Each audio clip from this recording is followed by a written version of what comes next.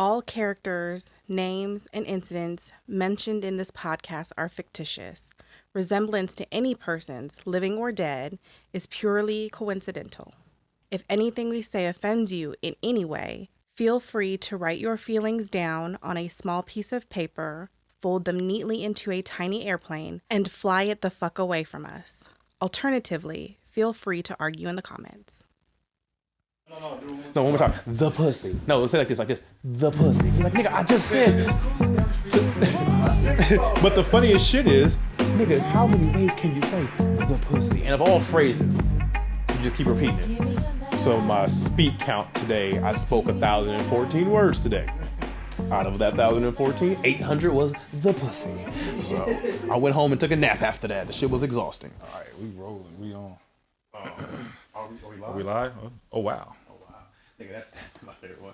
Hitting with the, you rolling right now? Mm-hmm. Shitting with the, where did this oh wow shit come from? Man, it's Bruce. Oh, you don't know. So you don't know the guy. You don't know where it came from. Oh wow. Oh wow. All right. So episode 2. Wait. We ain't gonna dive into it. Wait, no. So wait. Am I good right here? Am I good wherever I'm at? You straight. Just so we're gonna start right here. Mic. So if we, I just like, you know how they be in the studio and they be like, hey, keep all that. Can we keep all this? We keep all that. All right, so I think this is the real introductory formatted episode of the Super Regular Podcast.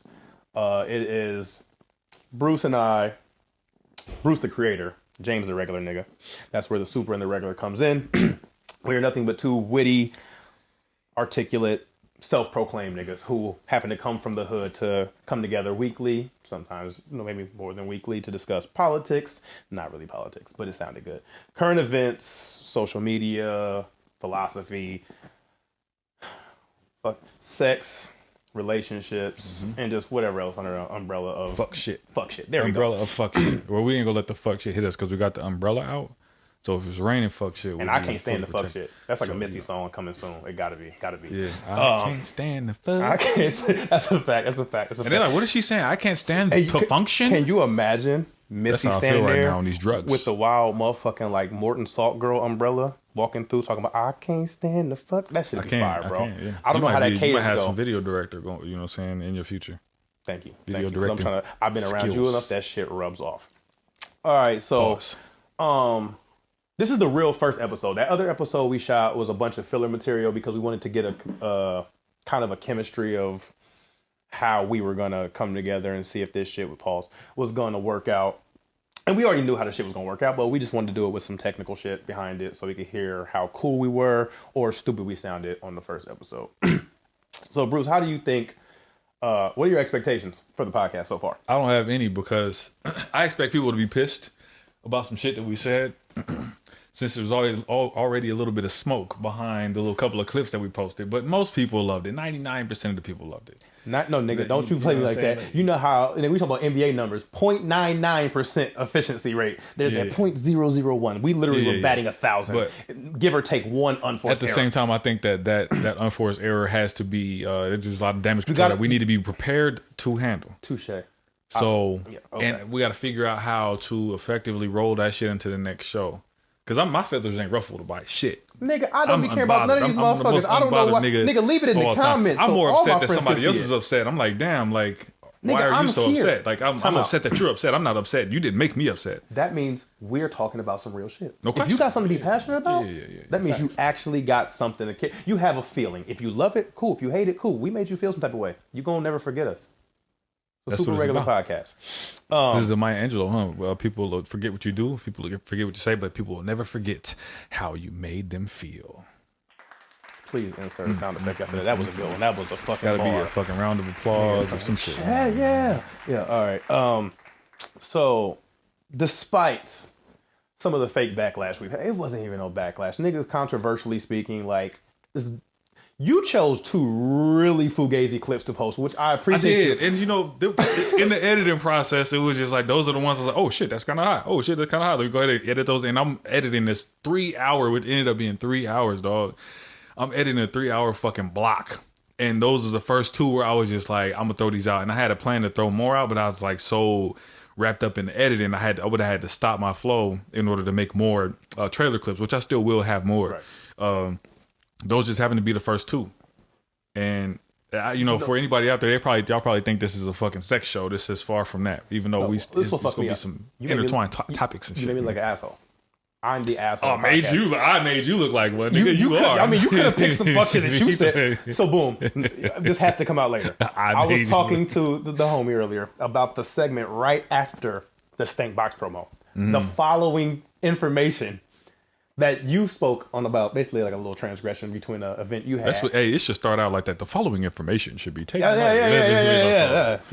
Wild disclaimer and shit. But it was like, this nigga could have played like another minute and a half, and I wouldn't have looked so bad, because that nigga said some lit shit right after that, but nobody gonna see that. He gonna keep that in the wraps until we got an off week. And that's how it's gonna go. For everything insightful that one of us say, if we follow it up with some fuck shit, which is what we probably will do, because that's 99% of our conversations. We come through with the wild introspective James Baldwin quotes, and then we start talking about some nigga shit right after it. The nigga shit's gonna get the shine, you know. So it is what it is. And so, I guess with the format, like we had topics last week, but it was more of we spiraled out of control a few times on some Tasmanian devil shit. But it's because we know how to pick back up where we left off and not give a fuck where we left off as well. Yeah. That was probably the only thing that I could say when you talk about the idea of having a post-mortem. I don't know if I've ever talked to you about that. The idea of having a post-mortem breakdown. So anything that I do creatively, I'll take a step back from, and I'll let like a week pass, and I'll go back to that shit, and I'll ask myself like, what could I have done differently? What did I do great? And it's like post-mortem. After like the creative process dies, and you are left with this body of work, no pun intended, but drop the pun bag on them. You know what I'm saying? Then you have to realize like, okay, how can I get better from this? Or did this work well? Can I implement some things that I did well in this into the next thing that I do? And that's one thing that I did see was like, nigga, like I be going off on tangents like a motherfucker, because I'll start thinking about something in the middle of a story, just like I just cut you off now. I don't remember where the fuck we just came from, but we'll end up going back. You see what I'm saying? You're on drugs. And then I am on drugs again too. I'm still on drugs. Me too. So still on drugs. Yeah, hopefully ask in the comment what drugs, because I would love for you to speculate. Speculate. Go ahead. Be like, oh my God, you guys are promoting drug use. Of course we are, when they're fucking antibiotics. But I digress. And I'm way worse when I'm off drugs, so people don't think. They probably like, oh, he's a super nigga while he's on drugs. Right. He's saying all this stuff because like, and when I'm not, don't think. It's gonna be worse. I'm chilling right now. Right. Trust me, I'm chilling. All right. So for our first topic, I kind of wanted to. Before we get into it though, okay. Say what you was gonna say about what's your post-mortem of that, because that's the only critique that I really had besides that and the sound. Like your mic dropped like a motherfucker too. Please. So shit, good looking. See, you see, this is raw, real, and uncut. Or you can cut it if you want to, but nigga, I don't care about. I ain't cut shit. See, this the great. I'll tell y'all. I'll give y'all notes in the description where to fast forward from if you're sensitive or if something fucked up happens. No, they're gonna get all these bars. Never mind. Split this shit up in one episode be 19 segments. Nigga, you gotta catch all this smoke. Yes, there it is. And I gotta, we gotta get paid. So it's true. You gotta listen to all of it. So the thing is, one of my biggest, and you and I obviously both know this, and people have to understand, Bruce and I have a good friendship. So a lot of the shit we might talk about, we've already spoke about, or we might have touched on and never really had a time to dive in with some undistracted shit. So, I know that for the sake of judgment, Bruce and I have no fucking quarrels with niggas judging us. I am going to say the most outlandish shit in the world, and if you feel like judging me, ball the fuck out. That's what I am here for, because I am putting myself out here on a platform that I know people are going to try to assume that they know who the fuck I am because of what I said. At this point, instead of you speculating on who the fuck I might be based on some Snapchat presence or Instagram, come get a full dose of the shit that I'm going to talk about. Facts. Sit in the room with me for 3 hours and catch the smoke, because people don't know. Like, oh, I saw you for 15 minutes at the gym. You were wild, aggressive. Or, damn, I saw you at the library reading a fucking book by yourself and you act like a social leper. I'm both. You just got to catch me based on circumstances. Yeah. So for the sake of the post-mortem shit, I ain't give a fuck about none of this shit, nigga. Like, I don't care about... I'm glad you said that. I don't want to say out their names, but men think we funny.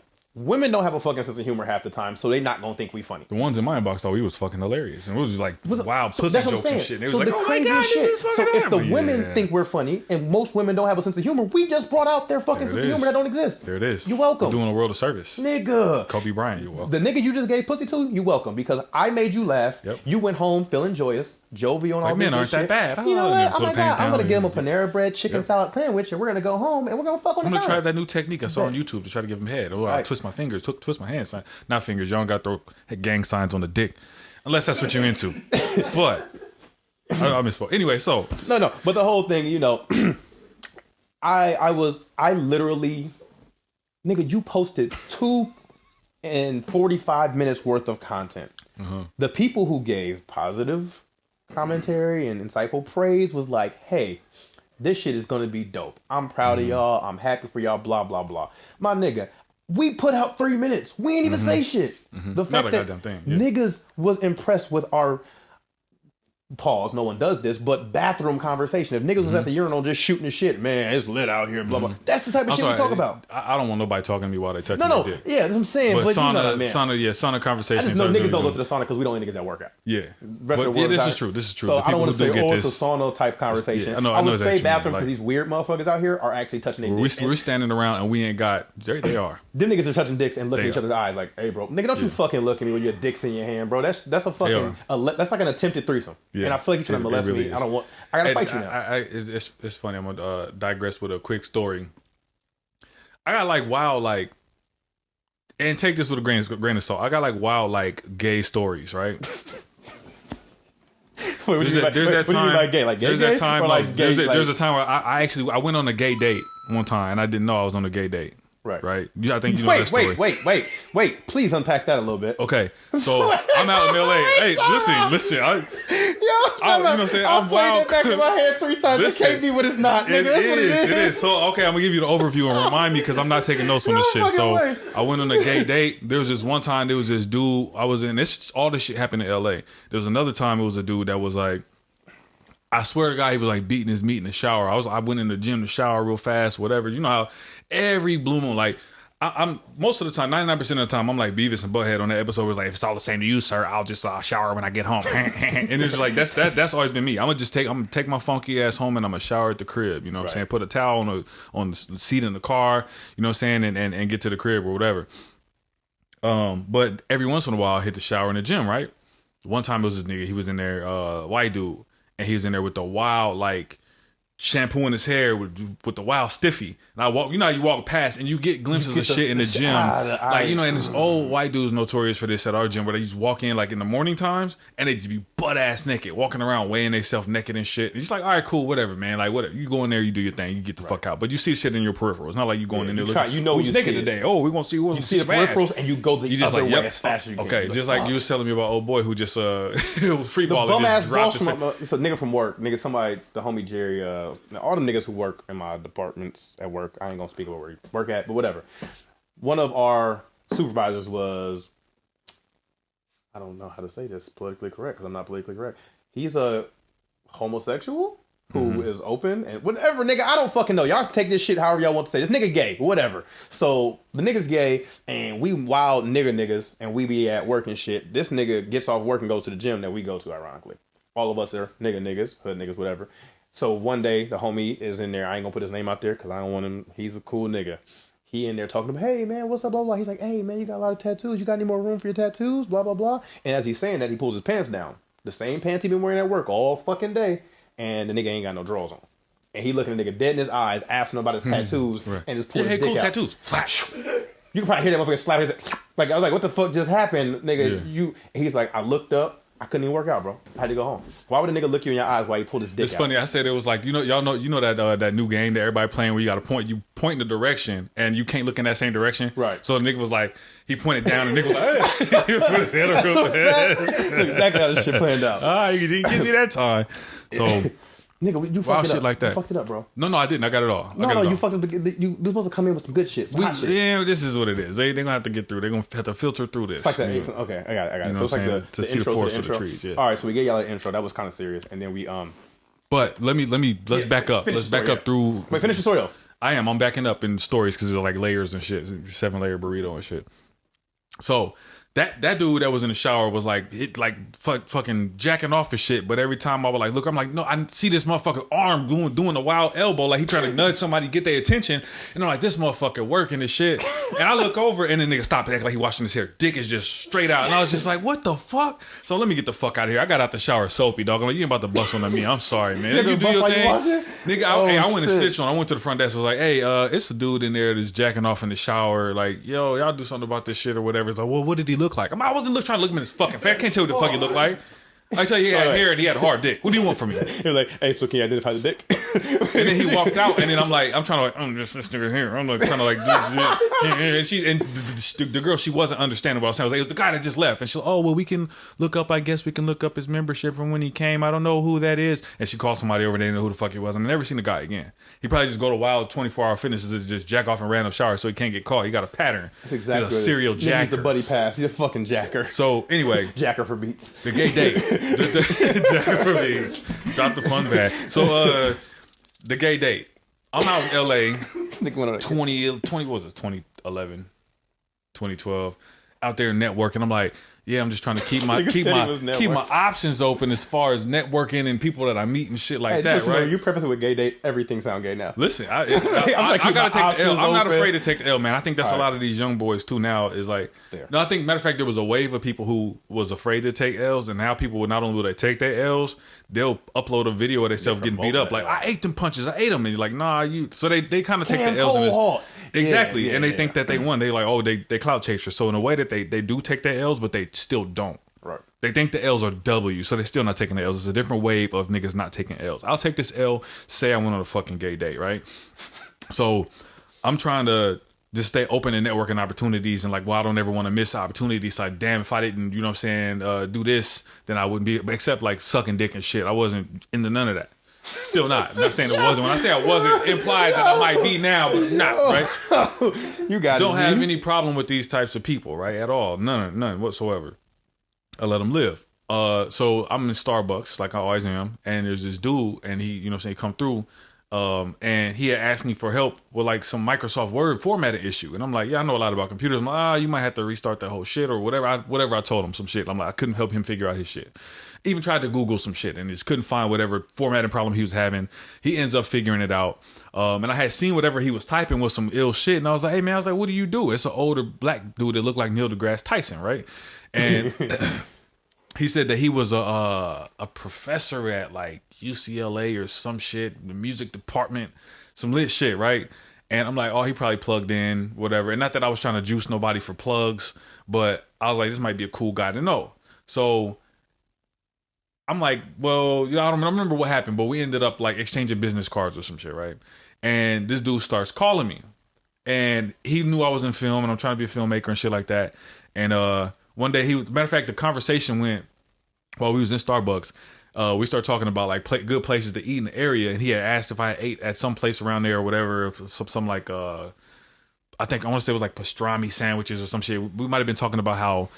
Well, wait, don't jump the gun because the puns are coming. The puns are coming. Don't worry. I don't know what it was. It might have been like a conversation about like how the food wasn't that good at Starbucks, how it wasn't fresh, and it graduated to like, oh, there's nothing really good to eat around here besides Subway.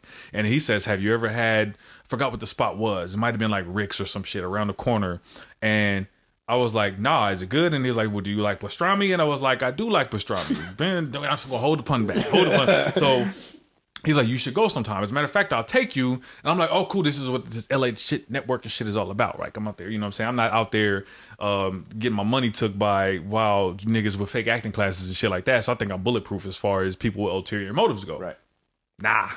So the day we supposed to link up, he's like, let's go there maybe Saturday or whatever. Boom, cool. So now he calls me up and he's like, hey, you still want to link up? It was like Saturday morning or whatever. I was like, yeah, we could go there. He an older cat too. And I'm like, 10, 11 o'clock. He's like, yeah. So then he ends up calling me again, and he's like, hey, and matter of fact, I didn't answer the phone because I'm like, why the fuck would a grown man call you twice? If he's calling to cancel, you can either text or leave me a voicemail. So he leave a voicemail, and he like hit me with the wild, oh, hey, I'm just now getting out of the shower. But if you want to just stop by here instead, we can just go over there together. And I'm like, Nah, bruh, that don't sound right. First of all, a grown man leaving a voicemail telling you he just getting out of the shower is a red fucking flag to me. So like, even by the time I get to your crib, which was not part of the plan, you're gonna be coming out with the wild towel and shit. I'm not trying to see you glisten, dog. I'm not. That's not how my shit's set up. So I ignored the shit. I want to say he ended up calling back again, and I was like, "Fuck, this dude is bugging." So I answered the phone like, "Nah, I'm not gonna be able to make it over there. Let's just meet at the spot." I still didn't want to be rude. I still was like, still trying to like stay optimistic as fuck. So we get to this spot, right? The hands. Continue. What's that? The hands just didn't go with the gay story. But continue. I don't know what the hands do. My hands? What are those hands doing right here when you was doing this? I don't know. I'm just saying, that's a gay story. Everything is wild right now. I'm gonna blur that shit out. Huh? No, you'll hear it click. Don't worry about it. It'll be loud as fuck. Sorry, y'all, that's the engineer, y'all. If anybody hears anybody in the background, we got engineers and shit now. I would say the name of the company who was engineering us, but they have not paid us anything. Because he's far from an engineer. He's like, made this nigga sound like a PA. But like, no. I'm just like, literally, I just know that cut the check yet. if this nigga gives me some money, I will say the whole name of their brand. But in the meantime, we just got some niggas working, and they ain't even getting paid. So no, we still gonna go ahead and drop the plug on them.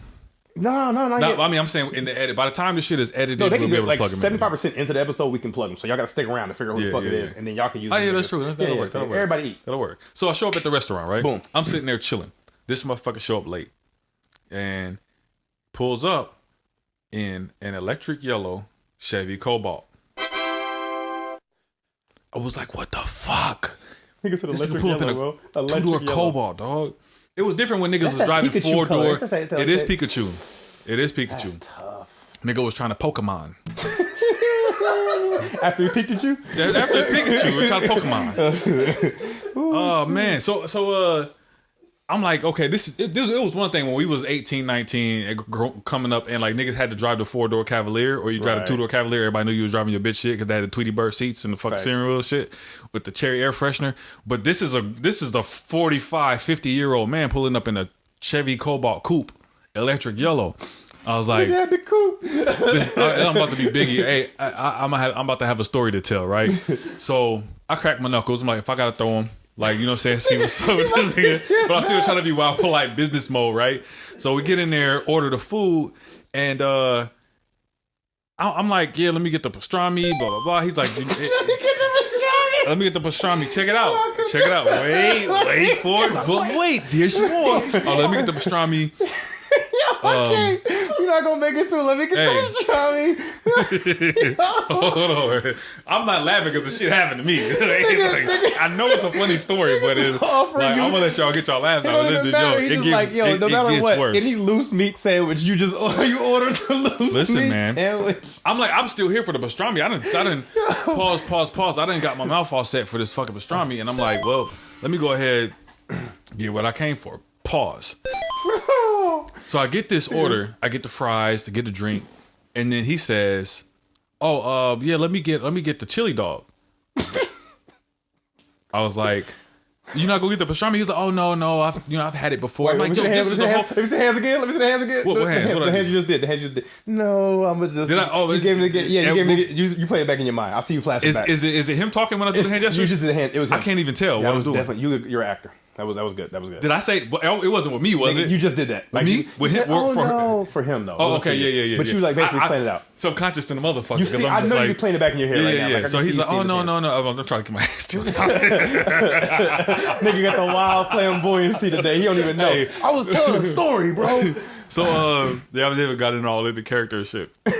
So I'm like baffled because I'm like, this is getting weirder by the minute, and it's still not overt enough for me to have to tell somebody, hey, like I couldn't have told you this story if it ended right there, like that I went on a gay date because of the dude pulled up in a Cobalt, and because he invited me over while he was on the towel on a voicemail, and because he ordered a chili dog. Like that's not enough. People would have been like, oh, you're homophobe. You thought some gay shit would happen, but it was like, nah, that could be coincidental. Exactly. Yeah. But then we sit down. And I'm trying to have, at this point, I was just like weirded out. I was just like, man, this is stupid. Why did I come here? Let me just enjoy this meal and then bounce, right? And he just goes in on like what he does and shit. He also was like a choir director at some church in Compton or some shit, right? And he said he sorry he was 10 minutes late. He had just came in from traffic and blah blah blah. And I'm like the whole time just staring out the window at this dude's car, and I'm putting all this shit together like this is crazy. He says, Where you at? he says, yeah, you know, and I go to you know, I have this church that I'm a choir director at in Compton. Whoop-de-woo. And I know that, you know, when people pull up in my car, when I pull up in my car, people look at me a certain way. And yeah, I know it's a bit conspicuous, but I love that car. I picked it out myself. And I was like, oh, nigga, that ain't even your baby mama's car. You really picked that shit out? Yeah, that color. You went to the catalog and ordered that one. They, like, oh, they you don't had have to no bring electric that yellow? motherfucker from Idaho. They had to get shit. Yeah, That they shit. at least from fucking South Bay or some shit from Torrance. They had to drive that motherfucker up from somewhere. You know what I mean? And then he just starts going in. Now, this is where, like, he done been a straight nigga for the most part the whole time, right?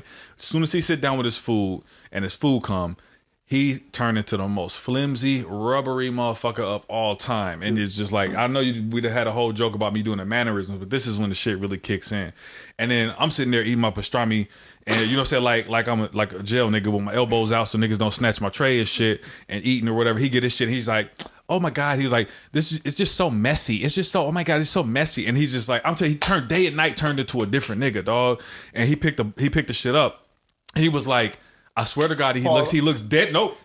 He looks me dead in the eye, and he says, oh my God, I can't even look in your eyes. Don't you do this to me. Don't you do this to me. The meat just keeps falling out of the bun. Don't you hate it when the meat falls out of the bun? And he's like he's eating this fucking hot dog, nigga, trying to look me in the eyes. I'm like, so now, are you still, wait, at this moment, are you still technically homophobic if you jump out the seat?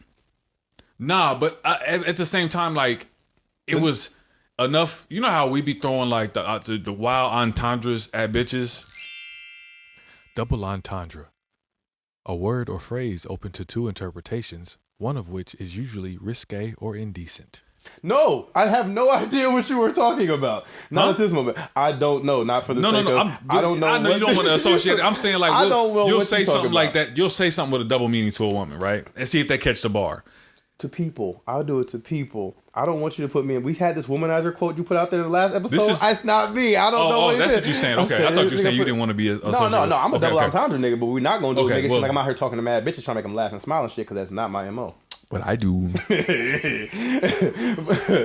But... I'll give a fuck. Okay, yeah, Look. that's what the smoke is for. Yeah, For you. I'm. You know what I'm saying. I'm a flirtatious guy. I like to make women feel good, man. You know what I'm saying. I might be a 55, 60, 70-year-old woman that I know I'm not about to get a dick to, but she's tearing tickets at my kids' track meet. I'm a flirt with them. I understand what you just I'm did a flirt with them. You know what I mean? Yep. Make them feel real good. Call them Now, young wait. ladies. I believe all all that. this, but please finish your gay story. Okay. Finish your gay date. Gotta finish a gay date. I basically just kind of like. I'm so trying to word my shit so careful because everything that I'm sounding like I'm gonna have to drop the pun bag or a pause. But I just sat there and let the shit play out. Was wild quiet, ate my food, and was like, all right, peace. And then like I think he called me a couple more times, and I'm just like, this wasn't like I shouldn't have Was never. you wild short with a nigga over dinner? No question. Pause. But yes. Yeah, I was. That's what I'm saying. I just stopped talking because I was just like, this is crazy. Do you This think motherfucker he like sensed your uncomfortability? nah, because you know why? Because I'm like, wow, like I'm the type of nigga that like I know that I can still be ready to bomb on him and I don't have to show that shit. So you So I could I'm gonna let him be him. So if he would have did some extra, you'd have fought him. No question. I wasn't like feeding into. I wasn't allowing him to. You know what I'm saying? I wasn't giving him any signs to proceed to like let him think that I was like. You was gonna hashtag me too or some shit. I wasn't. I was gonna. You let, wasn't gonna let that happen. Yeah, I was. Okay. I was gonna give him one. Wow, pause. Got but it. you know what I'm saying? It wasn't going. It was him Everything's one, a not me pause in two. that story, so I understand It is why the whole you didn't pause. pause. Like The whole story. I'm gonna have to plausible. put The a disclaimer. pause button on this whole entire segment. Like, it just leave it up on the screen. Yeah, kind of floating pause. It had a motherfucker flashing. So, epilogue. 2 months later, I'm with this girl, and we in Target, right? And I had told her the story. She thought it was the funniest shit ever, right? You know what I'm saying? And we going up the escalator. So this girl, she was basically like my you know what I'm saying, my stylist. You know, I was trying to be, you know what I'm saying, an acting nigga and shit. We going up this escalator at Target, and here come old boy coming down the down escalator. Of course. He's going down. He's going down. And he hit me with he the was going wild, down. like, I seen him, and I'm trying to, well, go ahead. He's going down on you. But he's going up. He was going down. Going down by me. He was going down on me. I was just saying. I played in my head. I was like, oh shit. Yeah. So you trying to pull up and go up, and he's Yeah. going down, and you going. That's cool. So he's coming down the down escalator, he sees me, and before he saw me, I saw him, and I'm trying to nudge old girl like old boy was jacking off in the shower, wild elbow moving like, hey yo, gay day. She's like, huh, what? Now girls like they don't never catch me like, what are you talking about? Who are you talking about? Bitch, shut the fuck up! I'm trying to tell you this gay nigga right here. What the Tommy date with the wash meet up me from another boy with the club balls, the moderator. She's just like, huh? So. He coming down the escalator. As soon as we about to cross, he was like this. He hit me with this. He was like, "Hey, Bruce." The wild flamboyant. And he like he hit me with the chin to the chest. Hey, Bruce. And I was just like, "Hey, what's up?" And it's like awkward as fuck. Like I don't know. So that was the end of the story. So I went on a gay date. The thing is, ironically, we're not confirmed that he is gay. Nigga, so none of this. No, I'm saying. How the fuck you want me to confirm? How the fuck me to ask? No, that's not gonna happen. What I'm saying is, you technically didn't go on a gay date if no one told you he was gay. So you can assume that the date could have been gay. I appreciate you making me feel better, trying to help me sleep at night. Because it's like I don't want you to say you can tell the world. Did I go on a gay date? No. I didn't. Did I go on a gay date? No. See, it's good. So, well, I guess. No. The whole thing is a 50-50 thing. It's like it depends on what date it is. Mm-hmm. It was Sunday. So on a Sunday is a neutral day. Is it like the gang? If a gay nigga walk up and ask you, hey, have you ever, been on a date with a guy? What are you gonna say?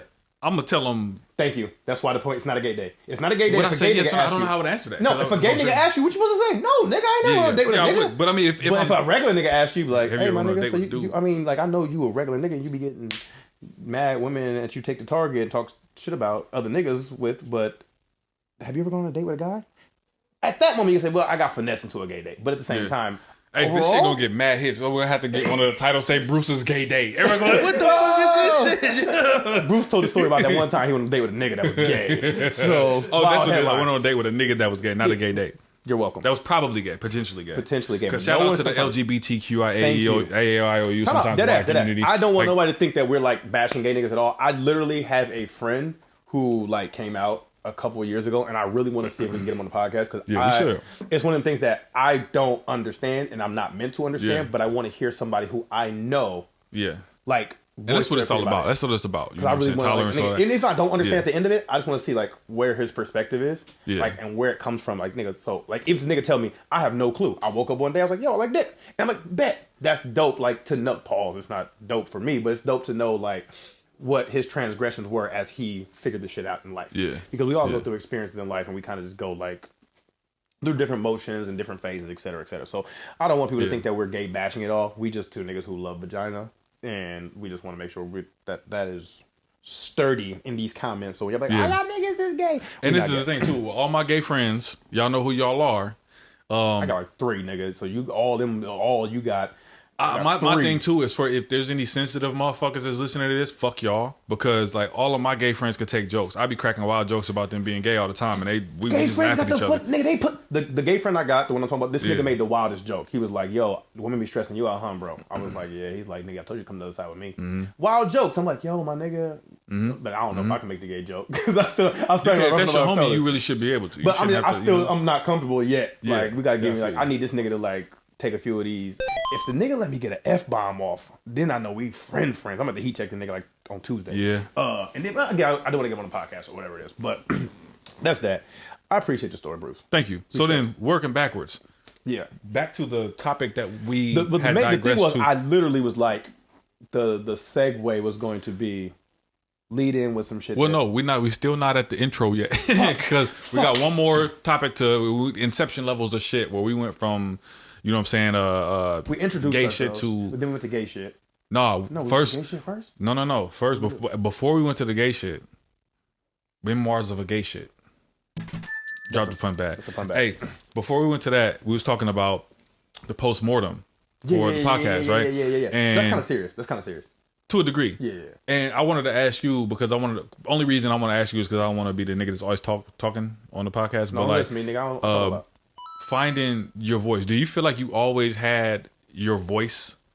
And I don't mean like, oh, I don't like the way I sound. I don't mean like your actual audible voice. I'm talking about like how you would talk to an audience of whoever the fuck. Like if there's a crowd full of like the most diverse, if you like downtown Minneapolis You know what I'm saying? And you got bitches with burkas on, and you know, you got bitches with Birkin bags standing next to them, and you got wild hood niggas, and then you got politicians next to them. Did you ever have any type of a doubt in how you would speak, in the words that you would say to an entire crowd of people?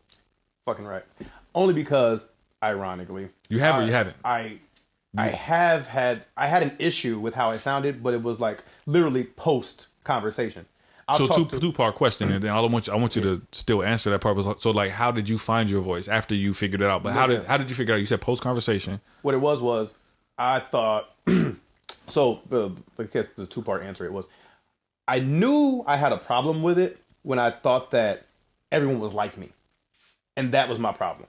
I was a nerdy nigga who listened to chopped and screwed music as a 12-year-old, and then also wanted to play basketball. I thought I was an N1 mixtape player, and then I also wanted to remain innocent to my family because I'm the youngest of like 30 grandkids. Yeah. So I was like, I'm the nigga who's like, oh, I don't like girls on some goofy shit. When my homies talking about, yo, I'm trying to dry hump old girl at the haunted house. We trying to grind on each other, you know, shit like that. So I'm trying to play like 5 or 6 different bags. So I'm really lying and pretending to be different people in different places. Yeah. When I'm with my honors students in middle school, and I'm in my motherfucking honors algebra class, nigga, I don't say nothing to nobody. I'm doing my work. That's it. But then when I'm in the hallway and we book checking wild niggas with my homies who, you know, play sports and don't know how to read well, they still use their finger to read and shit. Right. Like them niggas, I can be myself still. So it's like both of these are myself, but I was really like, do I care if my honors class students know who that other nigga is, or do I want them to think that I'm the smart kid who belongs here? And then I realized that there's bitches in other classes. So you was teetering on the brink of.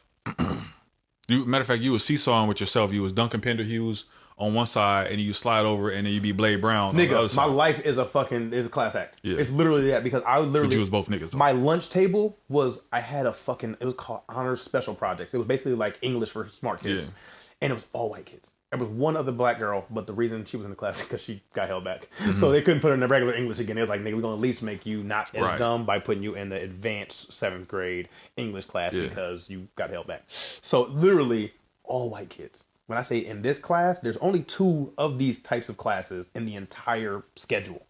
So there's like the number 1 ranked kid in the whole fucking school, and then like wild other smart ass kids, you know, niggas who end up going on to be shit, based on academics. But at that moment, I was like, nigga, my lunch table goes into that class. So I'm at lunch, and we leave lunch and go to that smart class. All my other friends are seeing me at this lunch table. I'm not trying to be judged, but I kind of have to talk to somebody at lunch. And I'm talking to the nigga. There's literally like 4 guys in this class, my nigga. And at that moment, I'm like, I gotta talk to these goofy niggas.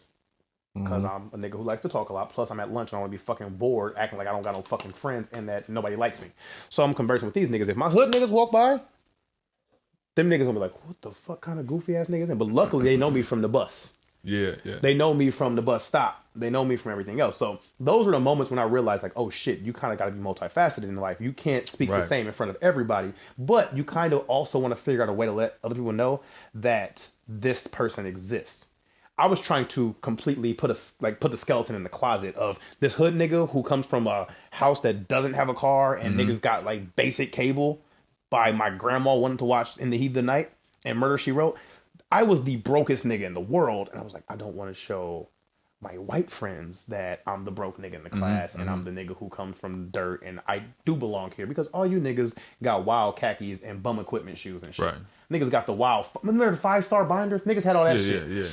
The me, they went from Lisa Frank to the 5-star joints. Nigga with the wild zip up and shit. When you book check them niggas, don't nothing fall out. You be like, nigga, that was wasted as fuck. Exactly. You gotta catch the nigga with that Chubb's Finer Foods 3 ring composition. They got joint. 3 motherfucking subjects in the notebook. Wild papers just stuck in that bitch. You book check them niggas down the stairs. Everything fly. Everything. Like a nigga just graduated, threw all these caps up. What's up? But no, that was the moment I realized I had to be more than one person, and I still wasn't comfortable. It took at least till high school to figure out, motherfuckers. At that time we had the internet. My nigga, we going to parties, we doing everything else. I'm like, I'm still gonna be in these smart classes. I'm still gonna dress like a fucking franchise boy with this 4XL tall t-shirt and these big ass Fat Farm jeans. And I'm sure at the time I probably had Air Force Ones with wild string colors and them shits. I'm still gonna go to the honors class looking like this nigga. nigga, just be who you are. But it's basically when I found out that people accepted me. Like, nigga, in the smart class, they're like, oh, James is the nigga who still dressed like them other niggas, but he still got good grades. Like, that was when you feel like you like started to find your voice? I figured, like, literally, sophomore, junior year, I was like, yo, I'm everything. Does that coincide with that story that you told me that one time where they had asked you to come up with like a quote or some shit, and you came with like some rap lyrics or some shit like that, or whatever it was? I don't know what it was. You told me a story about like some assignment you had in school where they wanted you to do some historical figure. Yeah, no, that was my 5th grade shit. I knew it was wavy. You kind of had like little bouts of. Let me tell this story real fast. Go ahead. Had me Mr. Taylor. Shout out Mr. Taylor. He's a cool nigga, and I know what he was doing because he had high expectations for me. But as we told people in our DMs, I don't know why the fuck you expect that shit of me. I ain't nobody. Super regular. But he said basically he saw something in me. Like, I was the only kid out of me and this girl named Brittany. Me and her were like the smart kids in the school. They chose 2 5th graders when there's a whole 6th grade above us to go to the like district spelling bee. Niggas could have chose older kids with more experience. Like, nah, we're gonna take these 2 niggas. They the smartest one. They lit. He thought we were really smart and had potential. So we get a project to do a biography on anybody in the world. Anybody. You know, I got all my homies, so all my stupid friends who just don't really give a fuck about nothing. Niggas want to do boxers, actors, blah, blah, blah. Mr. Taylor come to me like, hey, James, so who you gonna do your shit on? I'm like, Terrius Gray. He said, who the fuck is Terrius Gray? I was like, nigga, Juvenile. Nigga, Juvenile, my dad. I don't care what nobody say, nigga. Juvenile raised me. And niggas don't know no better. So I'm in my 5th grade class. He's like, nigga, but you, the nigga who was representing the school for, you know, nigga, I had to do a couple speeches in front of the auditorium and shit. Like, it was wild shit I got to do. I was doing the spelling bee. We had these math competitions. Nigga was lit. He's like, my nigga, I want to put basically your biography like up and let niggas read it. You like would be a spokesperson for the class on some academic shit. We got smart kids too. And I'm like, nah, my nigga, I ain't got it for you. And he basically looked at me and was like, why do you want to do Juvenile? I said, that's my favorite person in the world. I said, it's him or Allen Iverson. You don't want to do Frederick Douglass or George Washington Carver? His thing was like, I mean, what about like Benjamin Banneker? I don't give a fuck about them niggas. I'm talking about these Hot Boy lyrics, nigga. I got cargo jeans, my G. Do you know why I got cargo jeans? Because the whole Hot Boy video was full of these motherfucking cargo jeans and white t-shirts. Nigga, wild hammer loop on the side and shit. Nigga, I was like, so, but the thing was, at that moment, me being a fucking 10-year-old, it clicked like, oh, this nigga thought I was gonna be a representative. I'm not here for that. If my nigga, shout out to my homie Chubby, I don't remember what the fuck this nigga did. He did like a goofy ass, like, I don't even remember, but it was some dumb shit. But it was like, nigga, I don't even know where you're gonna find content. This is like, we still got Alta Vista and Ask G's, but it wasn't like that shit had wild search results. No question. So, it was hard to find shit. Juvenile, nigga, I had the BET.com, no, it was the Cash Money Records homepage with the bio and whatever they gave me. That's all I had. And then it was probably some rap forum shit in Juvenile search results and maybe some lyrics pages. So mind you, I was in the 5th grade in 2000. So nigga, you know, the 2000 had literally just happened. Yeah. So niggas was still backing their thing up. Nigga, they was still still backing that thing up. Yeah. I had just got the album. So I'm like, yo, nigga, Juvenile wasn't important. All we had was High before that. Yeah. So it was like, but the whole point is, oh shit, no, see, we got a guest, and you didn't even know we had a guest. What's going on? Hi, Candace. This is my guest. I did. Hey, what's up? Hi, Candace. So no one knows we're recording. We're in the middle of recording. I got food for us. And come walk in. Show yourself. You gotta represent or whatever. I don't have any. No, we'll just at least be here and just you get like 30 seconds to promo your shit. But this is ironic. We're gonna pause the whole segment. Nobody knew this. She knew this because she was plugged in, and these niggas knew this. But it's my mom's birthday. And I wanted to let you know, I appreciate this. Yeah, most people don't know, but a lot of people do know. My mom passed away a couple years ago, and I normally do some goofy shit on my birthdays, kind of celebrate. Ironically, this nigga was responsible for some fuck shit I did on her birthday 2 score or 4 score 2 years ago. It was I still drank then. It was the dumbest shit that ever happened. There's a Negro League jersey, and that was a fucking terrible fucking night. But I love this story. We'll never tell this story in real life. Every night before bed, I try to replay the story in my head so I can sound sleep because it's one of my favorites.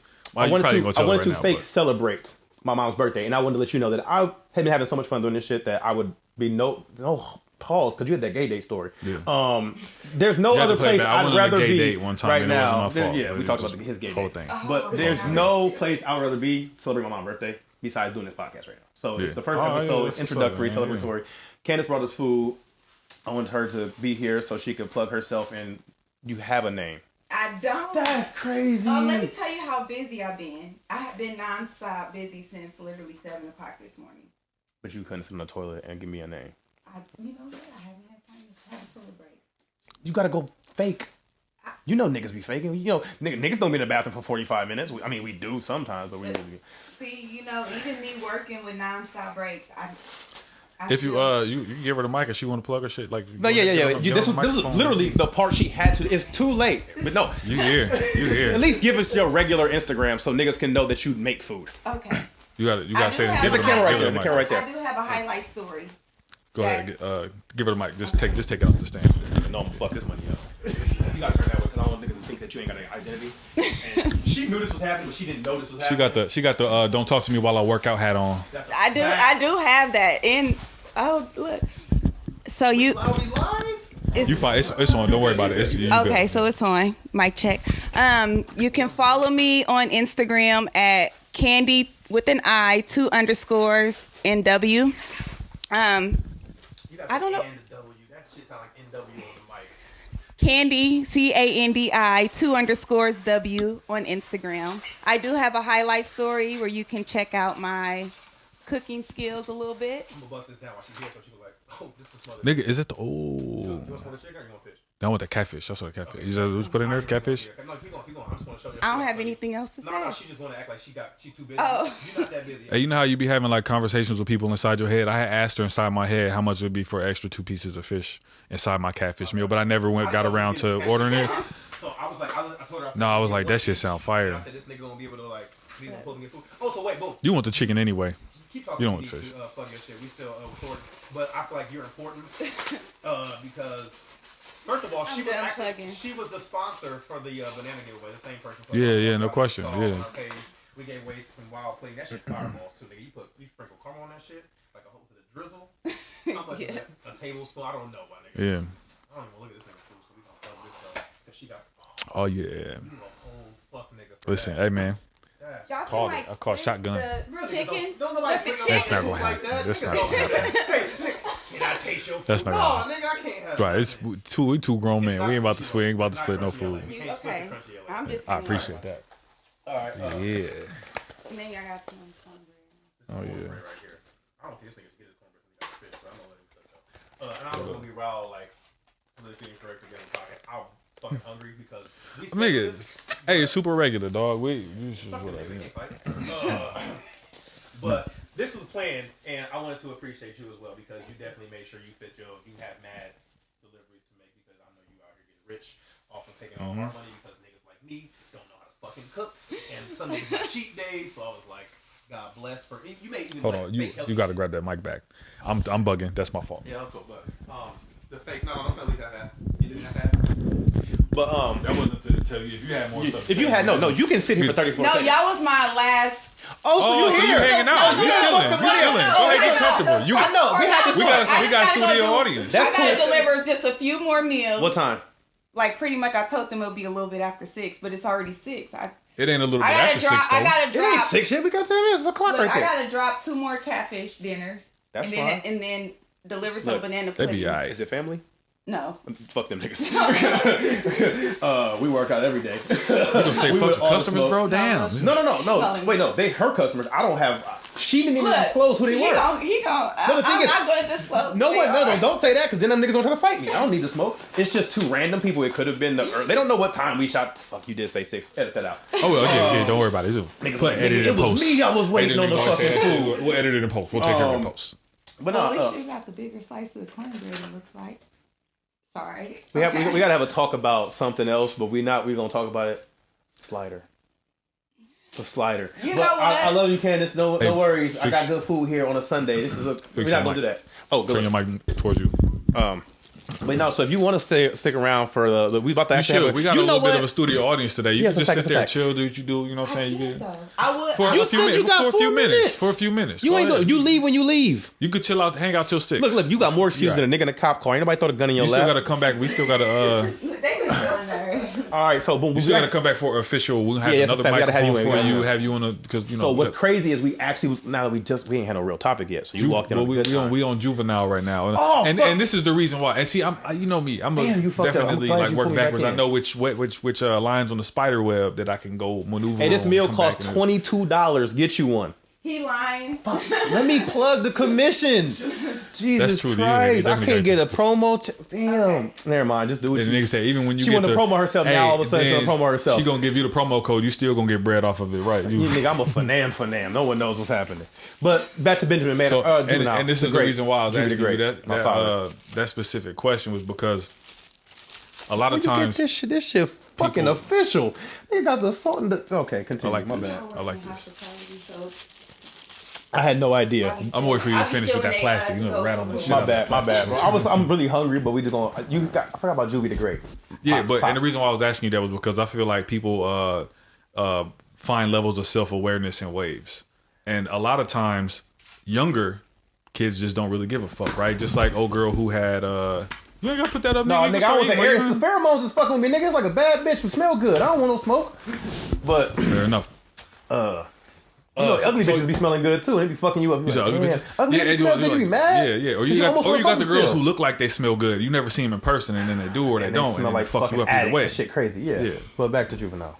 So the reason why I asked you is because people like become self-aware in waves and phases. So when you younger, you know, you got kids that really don't give a fuck, and then like you get the girl that blew up on the internet for telling it looked like her grandma or maybe like her aunt who probably got beat up by her mom a few times back in the day and sucked up to the lady. So now she's the you know what I'm saying, the godmama of the situation who said, "Oh, because you stank," and you're like, "Well, I stink, yes, ma'am." Y'all seen that clip? So like that's a level of self-awareness, but it's like, but she's starting to become aware of other people, but she's still not aware of herself. She's Right. tactful, but only because somebody else told her to be tactful. So Yeah. she doesn't know why she's trying to be polite, but she's still being honest, right? Because that level of honesty just bleeds through as a kid. Then you move into the phase where you see other motherfuckers is moving independently of you, and you come through with the wild Sonic the Hedgehog shoes from Payless with the straps on them, and then niggas is wearing fucking brand new Jordans, and you're like, oh shit, I thought I had the coolest shoes, but now niggas is clowning me, so let me see if I gotta try to fit in, let me try to do these other things. Right. Then most people, if they're lucky, they reach a phase of young adulthood or middle age where they stop giving a fuck again.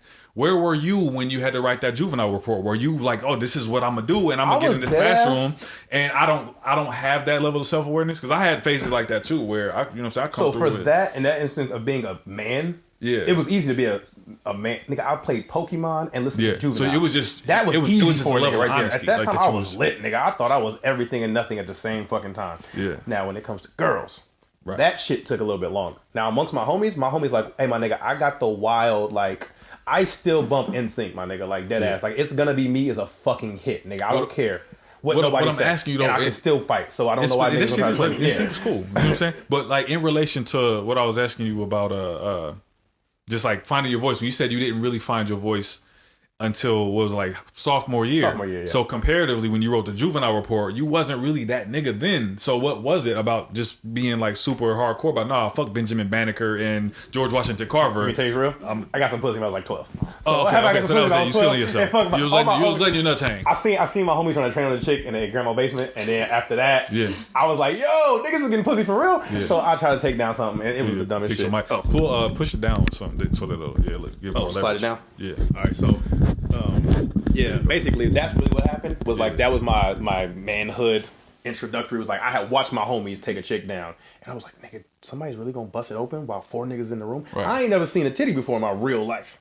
So this happens, and I'm like, "Yo, it's fucking lit. I can't get a girl 1-on-1. These Right. niggas got a girl that's about to."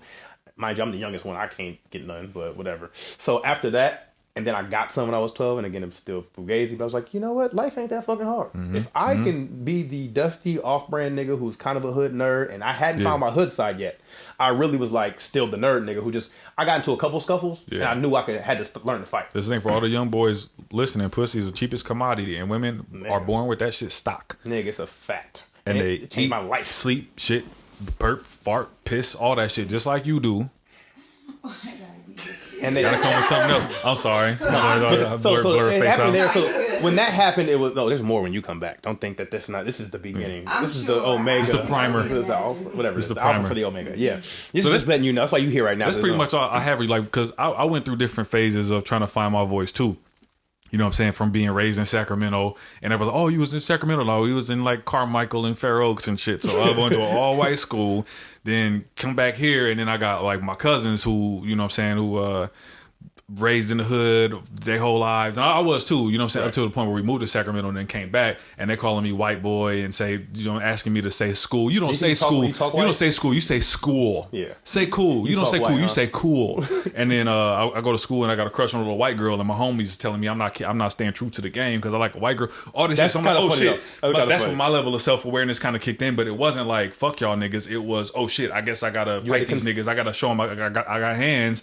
And then I gotta like black girls, and you know what I'm saying. So you I had the gotta like desire a to certain type conform. of to a degree For the sake of for the sake of my environment. It wasn't because there wasn't anything outside of that. It was just because you had to come outside.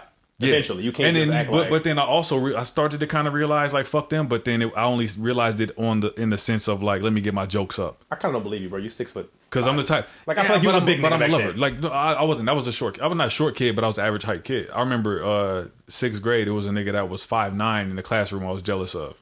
Oh, so now you're looking back like fuck you. Yeah, I didn't start growing till Nigga, like you had high bubble school. letters. I know you had bubble letters. Niggas who I do get bubble letters wild got mad off bitches with the bubble letters. off of them. That, Nigga, no question. But drawn ass nigga. But yeah. you know, it only went so far because it was like what I used to clown niggas in high school for being able to sing and shit. Like, you ain't getting no pussy, dog. Like, off Hey, you know them niggas really? man. Nah, you They ain't really getting didn't, no bro. box. They really didn't. So you know what I'm saying? I got a cousin. We're not gonna talk about him, but this nigga was really pop locking. And they had a 4-man group. They wanted to be B2K in real life. The like real art groupies didn't. I'm not gonna judge you didn't right come now. to. My engineer told me he was down.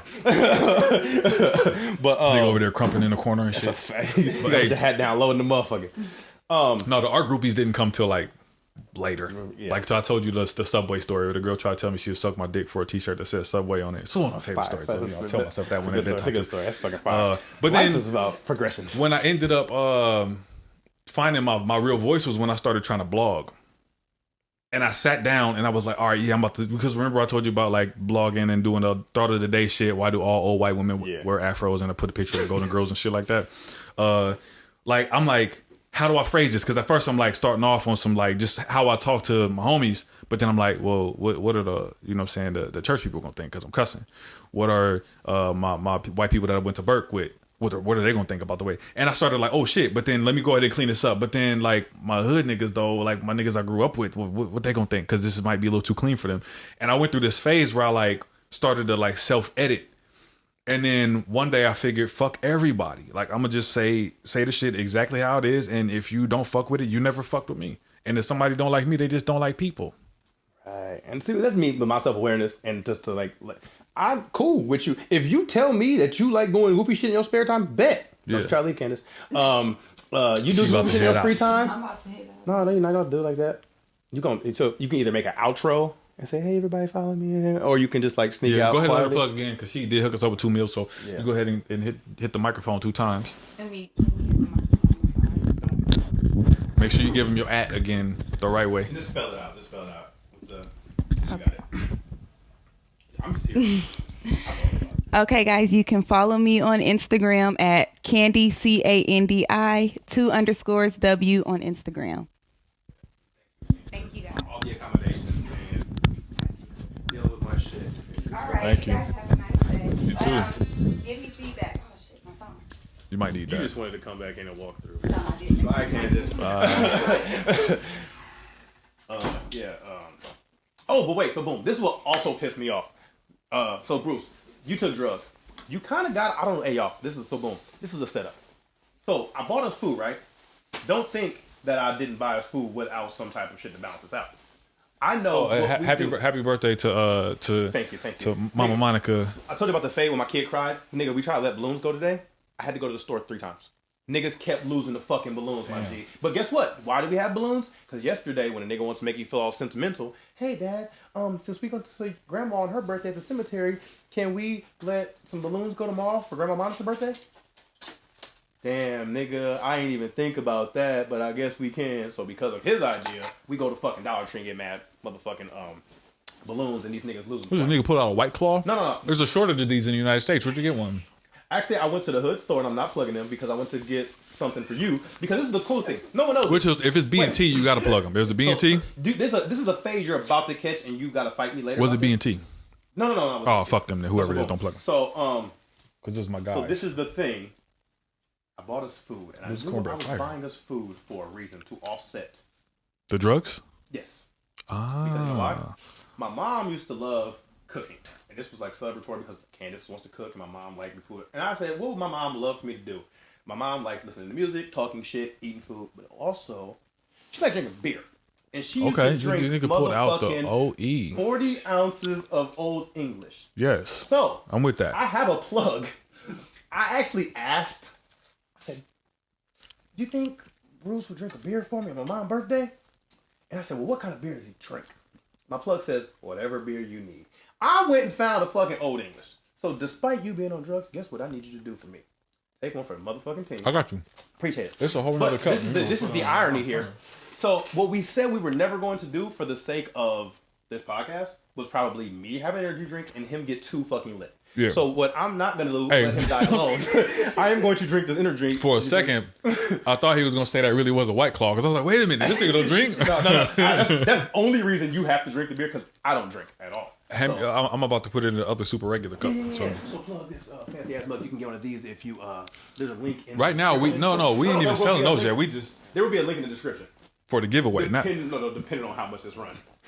How much will run? Whatever niggas feel like if the demand is high, you want to support us. Right now, the only way you can get these is by giveaways. We ain't even selling these yet. But that's crazy. I'm out here trying to be bread. This nigga's out here trying to be no. wild. It'll be coming up. Eventually, these will be for sale. But right now, it's all about support. Yeah. And I want to let you know, honestly, while he makes this drink, and again, thanks, happy birthday to my mom because she really used to. This is the funny. She used to have the 60-ounce jugs and the 40-ounce Old English, and I was like, yo.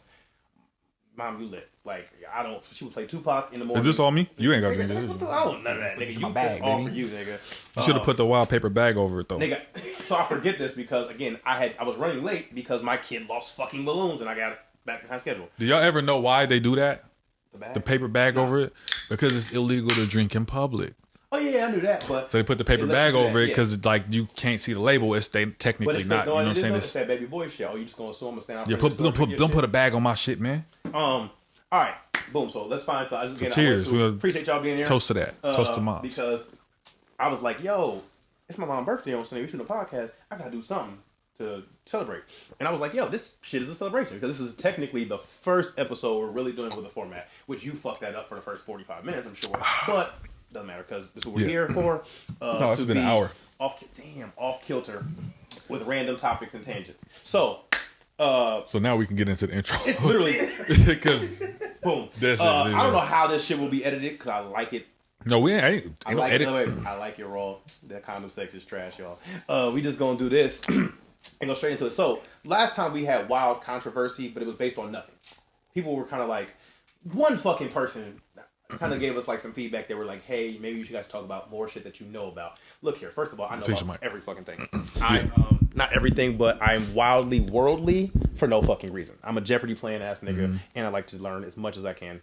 And you are also one of them niggas who have wild references, and that's foods that start with the letter Q ass niggas. And shit. Yeah. So I wanted to start with something that actually has some substance that we could speak on and be accountable for, because women think, oh, niggas is always shaming and bashing and doing shit, but they're never accountable or they're never speaking apologetically about the things they may have done in error.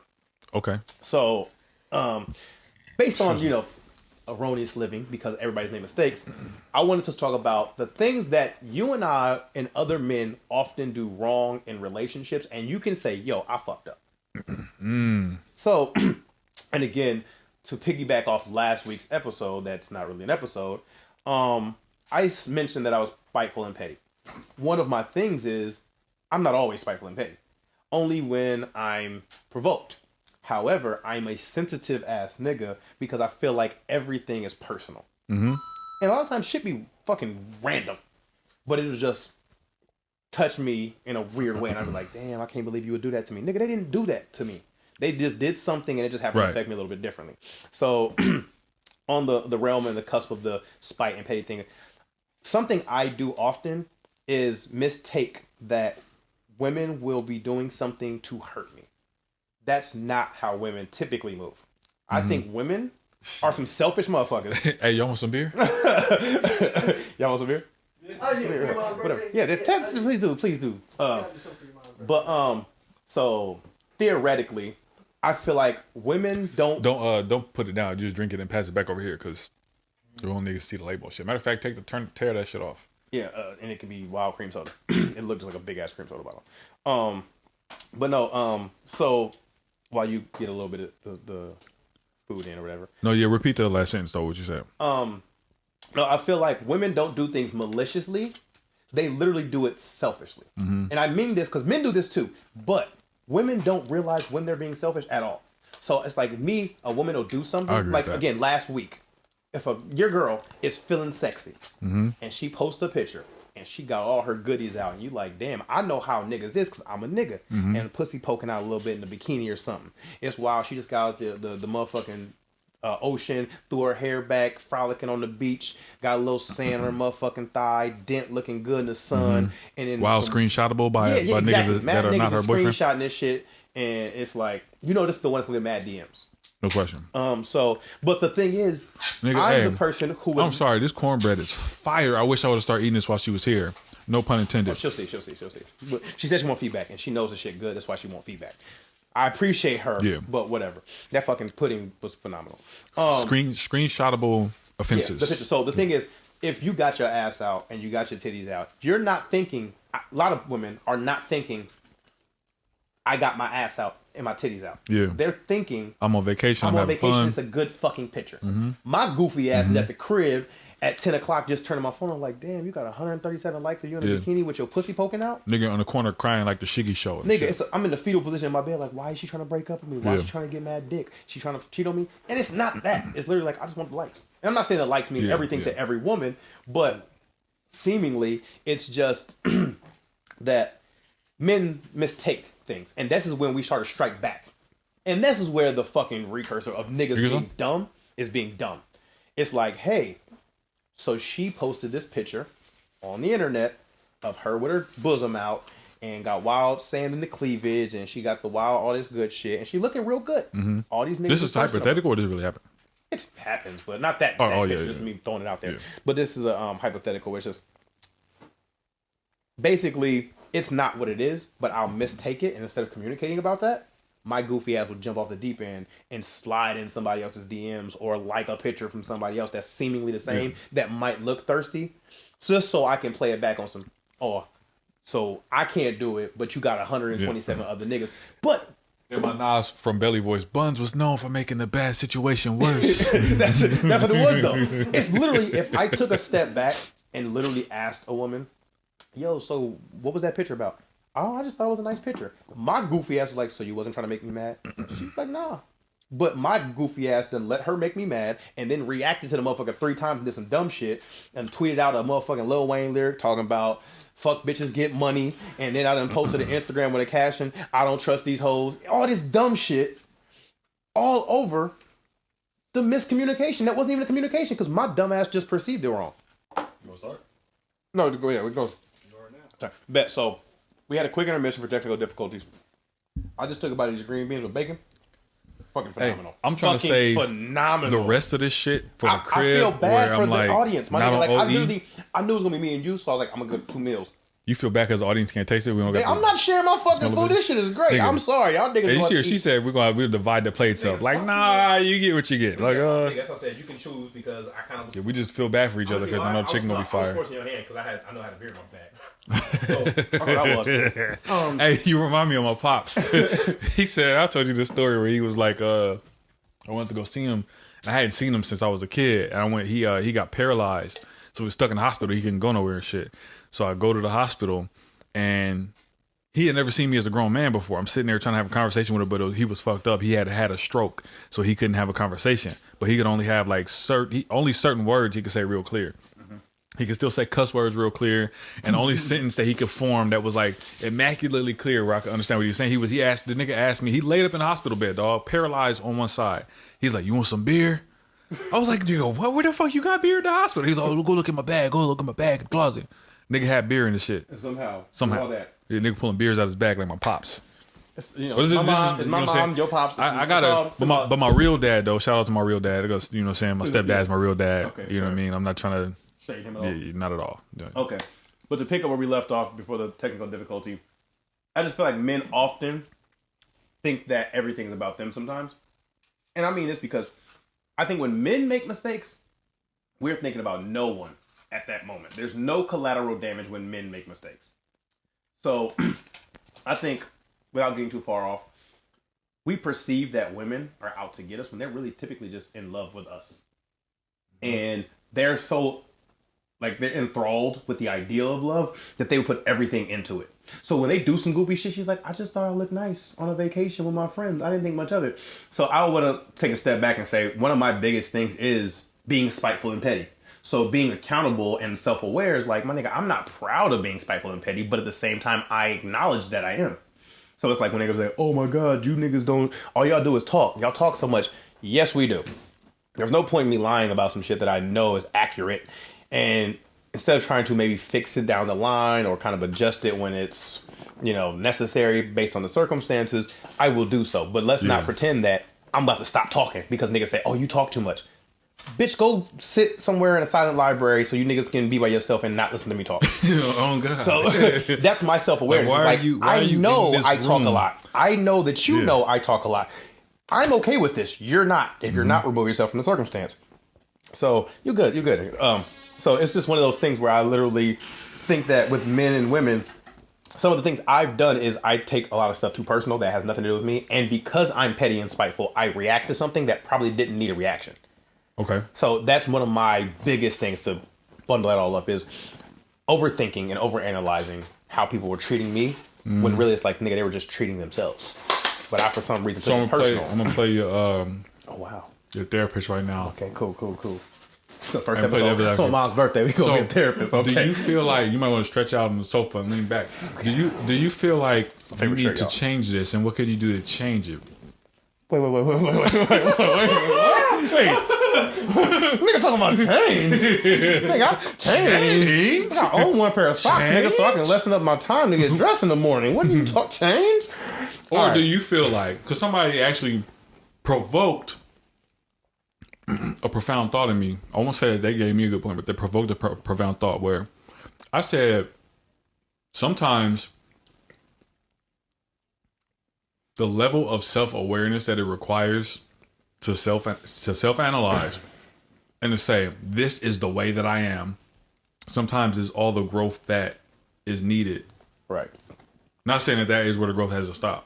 Right. But that is such a height and a pinnacle that most people aspire to that they never reach. And in the same token, it is a pinnacle that a lot of people don't even know fucking exists.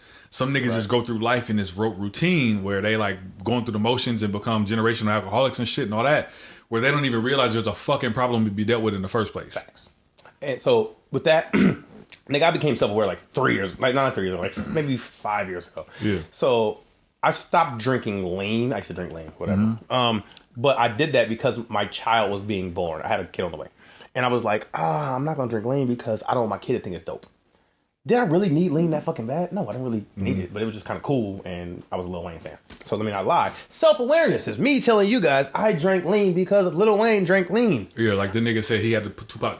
That's exactly. So, why you drink lean? Well, first of all, I'm a high energy nigga, as most people know. I don't sleep well, and I'm a nigga who doesn't relax. Everything I've done, like we've done yoga before, and James I hated thinks that yoga's shit. for pussies. I think I don't say that. he said.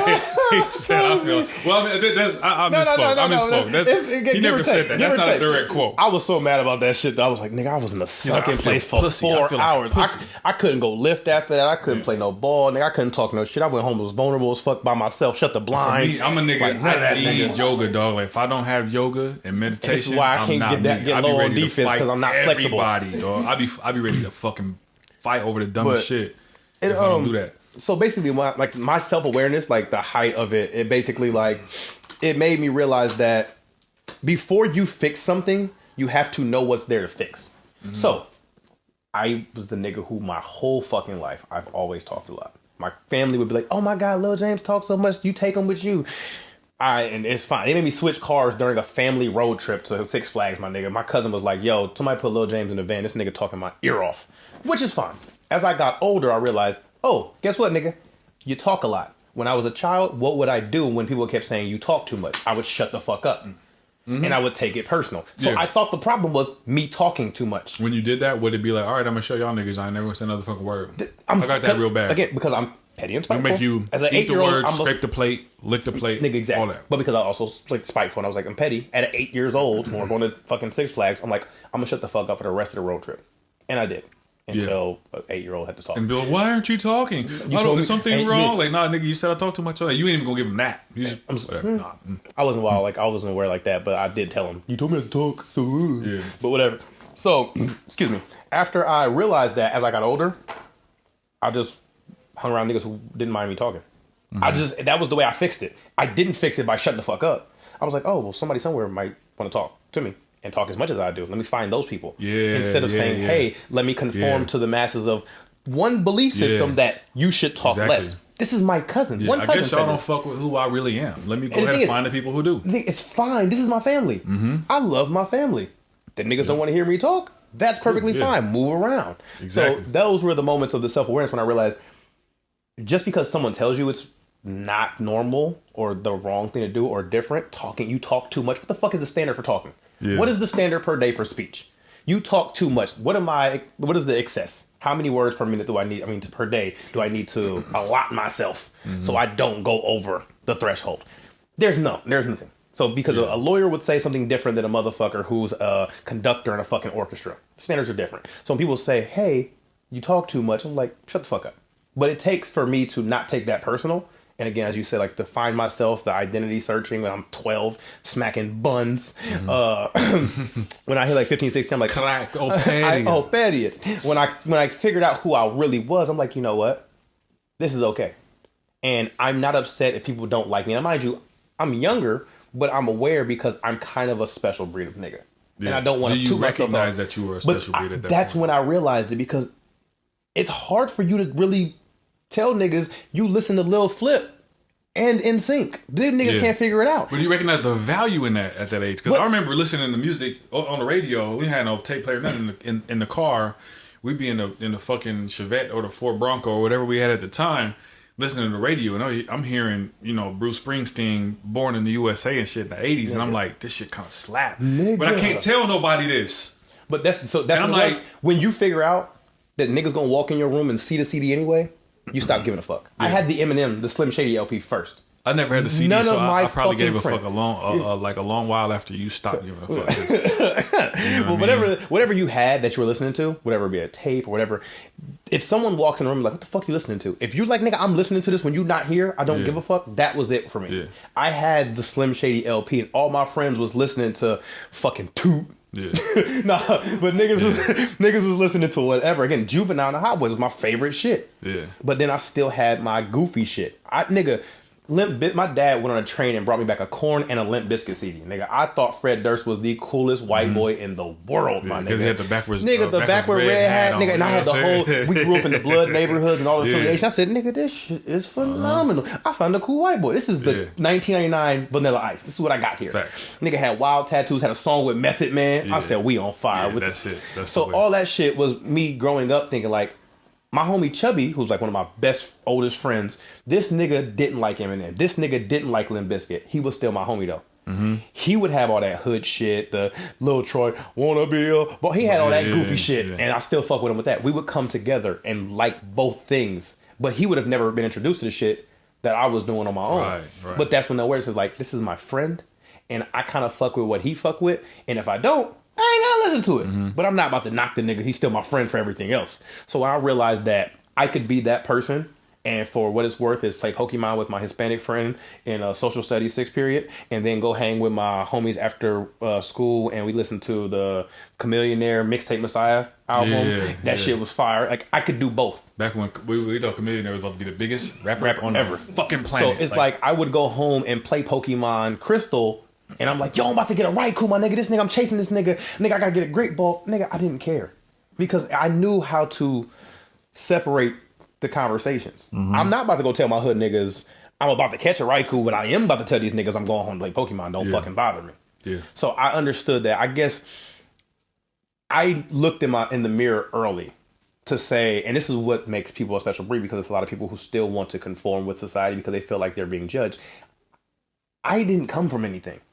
If you were going to judge me, it was not because I asked to be judged. It's because my dad was broke and I lived with my grandma.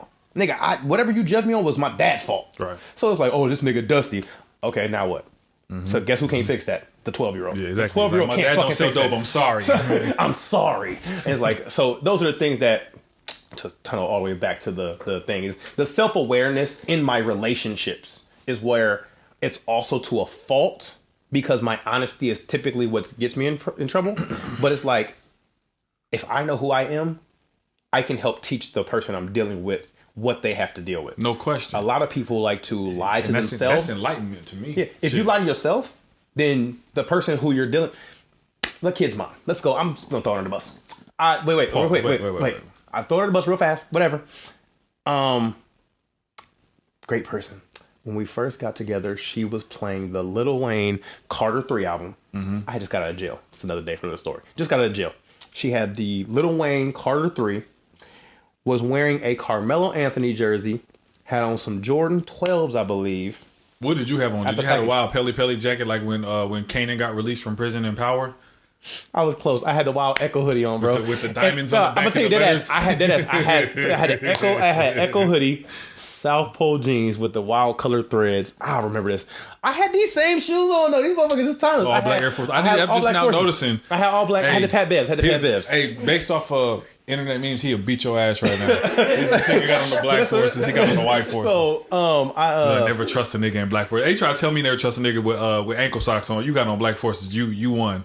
Facts. You just throwing out Pokemon cards right now. I'll be trash. Oh fuck! I lost my train of thought. What was I just talking My about? bad. I don't know, man. I'm fucking just old English. Sidebar: if anybody's ever wondering how the concoction of hydrocodone works with an Americano and Old about English. 15 ounces of Old English, it is fucking phenomenal. And I don't know what's gonna feel like later, but right now versus later on, I'm there. It's lit. I'm in there. The kid's mom. When I met her, so she's still a cool person, whatever. But when she got me, how she got me was the nigga had the Lil Wayne Carter 3. She was wearing a Carmelo Anthony jersey. Oh, it's my favorite player. Blah blah blah. We should link up for All-Star weekend and watch the game. I like basketball too. Oh, this shit fire. Damn. Wait! Don't you steal my story? No, we're gonna bookmark. I like basketball too, because that was a point I was gonna make in another segment. Keep going. Yeah. Keep going. The whole point is, let me get through this because we've been stalling to get through anything. She told me she liked basketball. She liked Lil Wayne, and she was wearing Jordans. Now, mind you, I got finessed. Tell you why I got finessed. Because about 3 months later, niggas wearing Coach shoes, getting their hair done with the wild nails. Niggas ain't got no basketball jerseys. Now we're watching the game, binge watching this shit on YouTube when niggas was cooking on YouTube. And then all of a sudden we listening to the Dondria mixtape in the car. I didn't realize what happened because by that time I was in love. Right. But I got sold on the idea of, I like basketball. I wear retros, listening to Lil Wayne, all the things that appeal to me. And we've had a conversation.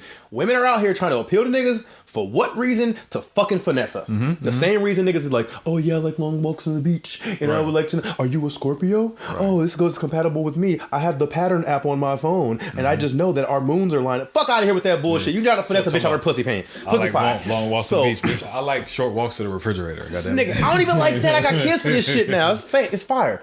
But I said all that to basically be like, I don't think she knew who she was at that moment. She just knew who I wanted her to be. And organically over time, when she became to show me, oh, I got this Carrie Hilson album. And my bitch ass is like, oh, that shit fire. I was just on Carrie Hilson's page. That shit fire, nigga. Carrie Hilson's first album was phenomenal. I hated her haircut. She had that Mega Man haircut, that helmet haircut. And I was like, oh, she trash, but nigga, she's still fire. I almost hit the follow button this morning. Carrie Hilson. Yeah. Anyway, I digress. So the thing is, basically, I fell for it. I think she thought this would make me happy if I do whatever he wants me to do. Because I get a good guy. And then later, after I'm trying to play many a mixtapes of Lil Wayne, she's like, nigga, can we listen to something different? Right. I had a PSP. You remember PSP, right? Mm-hmm. This motherfucker had the memory stick, 467 songs of Lil Wayne. Not one other nigga. Not one other nigga was on this PSP. She's like, my nigga, can you please? The rule was if I drive, I play the music. She's like, nigga, there's no fucking way I'm about to keep hearing I Feel Like Dying by Lil Wayne. She'd be like, can we listen to something romantic like Murder Capital? Only we keep to survive is kill. Nigga, so when it gets to the point to where, hey, can we listen to something a little more soft? It's, I don't care if you was a prostitute. Right. I'm like, Mrs. Officer and shit. She's like, so what? I'm like, nigga, I mean, it got a Nivea on the hook. I mean, is this not good enough? But I said all that to say, if she would have known, and again, we were young. So if she would have known who she was as much as I would have known that I am the post-jail convicted felon now who don't really have nothing to lose, and I got wild Lil Wayne collections, and then also I sit lean in my spare time, and I live in my cousin's basement. I'm very self-aware of who the fuck I am. At that moment, she was kind of just like, I'm still soul searching. And me and her coming together while I was already an established nigga and who the fuck I was, and her not knowing who the fuck she was like, oh, I want to be the cute girl with coat shoes with raggedy ass ghetto girl nails like in Baps. And I was just like, how the fuck are you both people? Yeah. And it just, because she didn't know who she was yet. Do you feel like, okay, so do you feel like that let me not shake her. We were literally like 19 years old, and that's where most people find themselves. When I was 19, I was growing out of faking a New York accent for 2 years. So, like, you definitely got to go through phases. Hey, I faked the New York accent for 2 years, dog. It's probably a topic for another time. But so again, it's a whole story to go behind that. Self-awareness. Most niggas can't reflect and go back and be like, I was wild corny for doing. Nigga, I look at Facebook memories from a year ago today fuck me up. I'm like, what the fuck made me say this cornball ass shit? This wasn't gonna get no bitches. It didn't. Shit got 19 likes, and I'm out here wild like, damn, nigga, you embarrassed yourself. Did I think that shit was fun? That shit wasn't cool. Niggas ain't no dislike button. I wish my homies would be like, hey my nigga, what was your motive when you posted that corny shit? Did you plan on it's not gonna work? So again, with you saying that, like, the self-awareness thing is just huge especially on social media, because people think that you're building a character of yourself, and a character of yourself. Most people are on social media, but then when you have to live real fucking life, exactly. It's all fun and games till you run into some super regular niggas who are the same niggas from the internet that they are in real life, and you sitting there with the wild. I didn't think you were like this in real life, nigga. What else am I gonna fucking be? But then you realize, everybody ain't being that. I'm gonna be you because you're not who you are on the internet. And I'm like, but it's not a bad thing. I just can't relate. Yeah. So like, true. Some of these niggas be out here. This nigga's wild tactful. He done fucking hired a PR agent. No, well, it's the truth, because I know some niggas literally become personal. Like, oh, this is my social media is my vent, or social media is my therapy, and I'm like, so you go out here and pretend to do wild corny shit. That's how some people vent.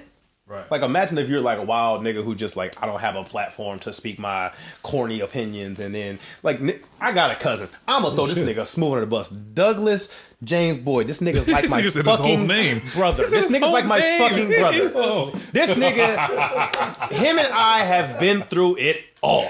This is why I'm gonna slander this nigga, because he know what he be fucking doing. This nigga be fucking out here.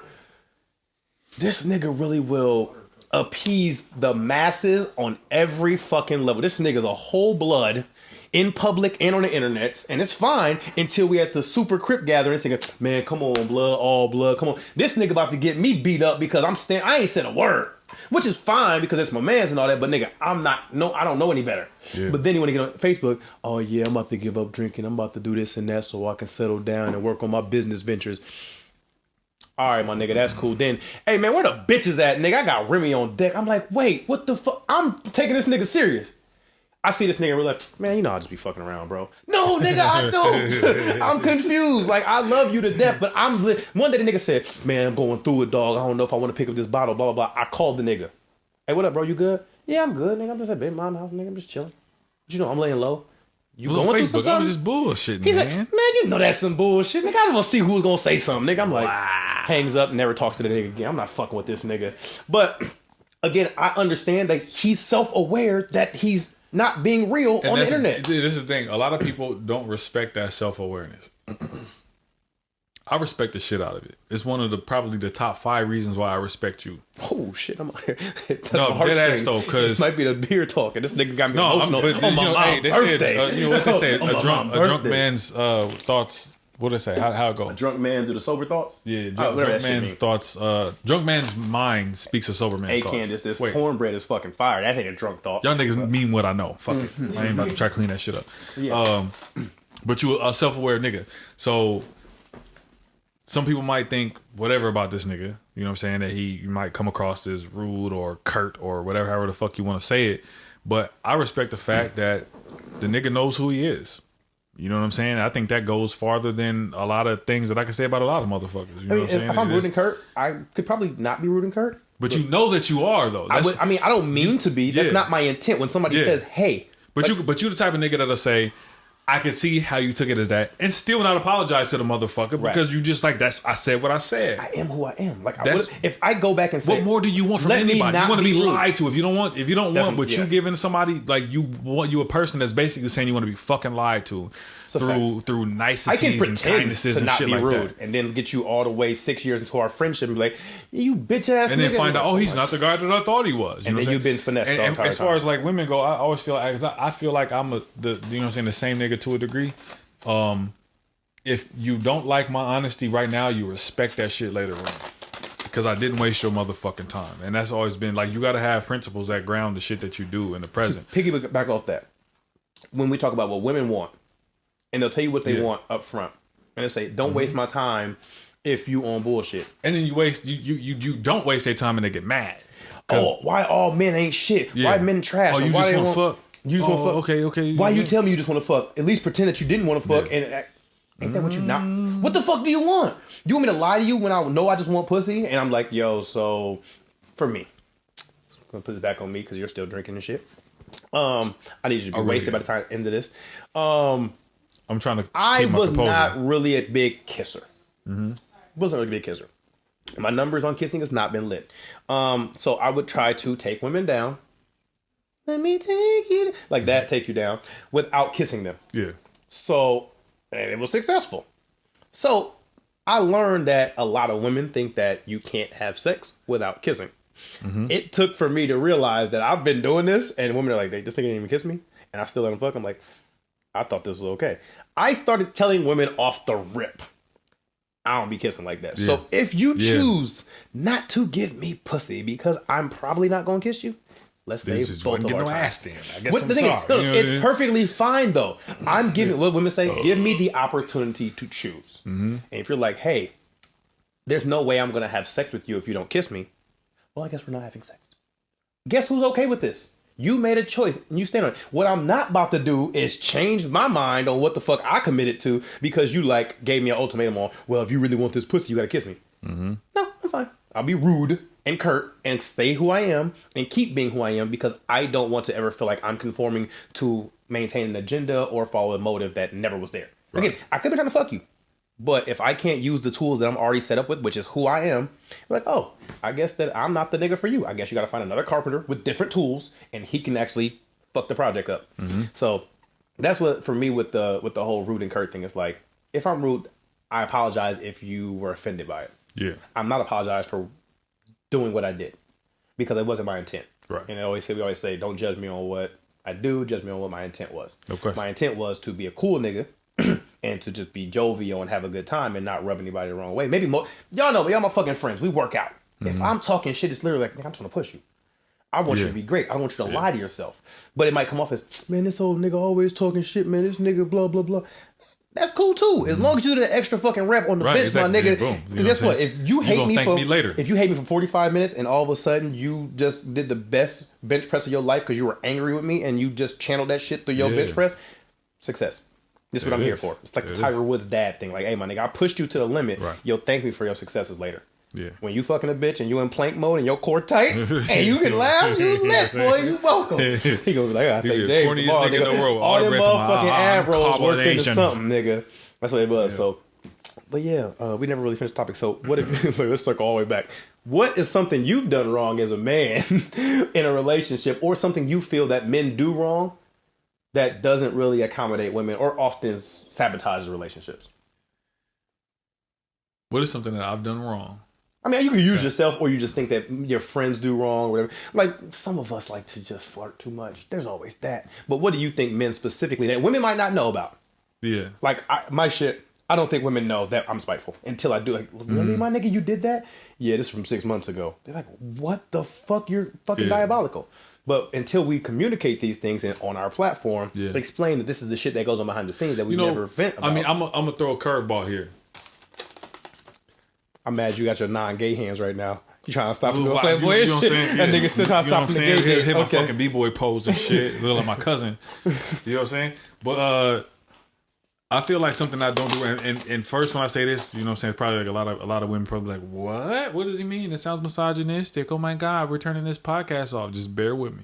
It's like Grizzly. I think the thing that I do wrong is I don't be checking women, man. I want to say checking bitches so bad, but I'm gonna say women just to keep it clean.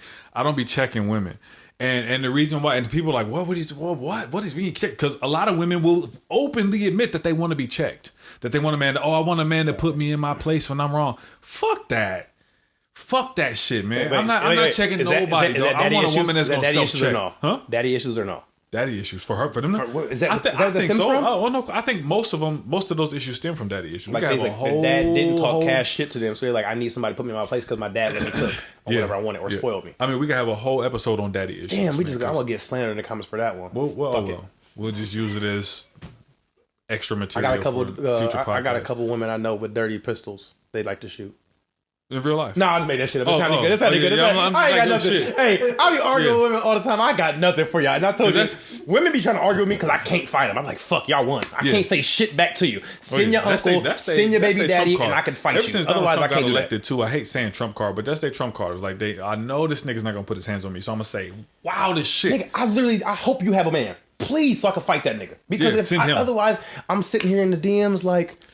No, but I mean, this is the best thing about having a platform is like we can just take their comments. So just tell them to leave it in the comments. Be in the DM. Don't DM us about none of this shit. Go to the Super Regular Podcast and leave that shit in the comments. Don't have no pussy ass fake name. Be you. Yeah, no question. Again, so when I see you at Walmart, you don't head nod me like we cool now. With 0 followers. You don't fuck with me. You don't gotta be my friend, my G. Following. You ain't gotta be my friend. Again, and 0 posts. This is when you really get to know me if you want to be my friend or not.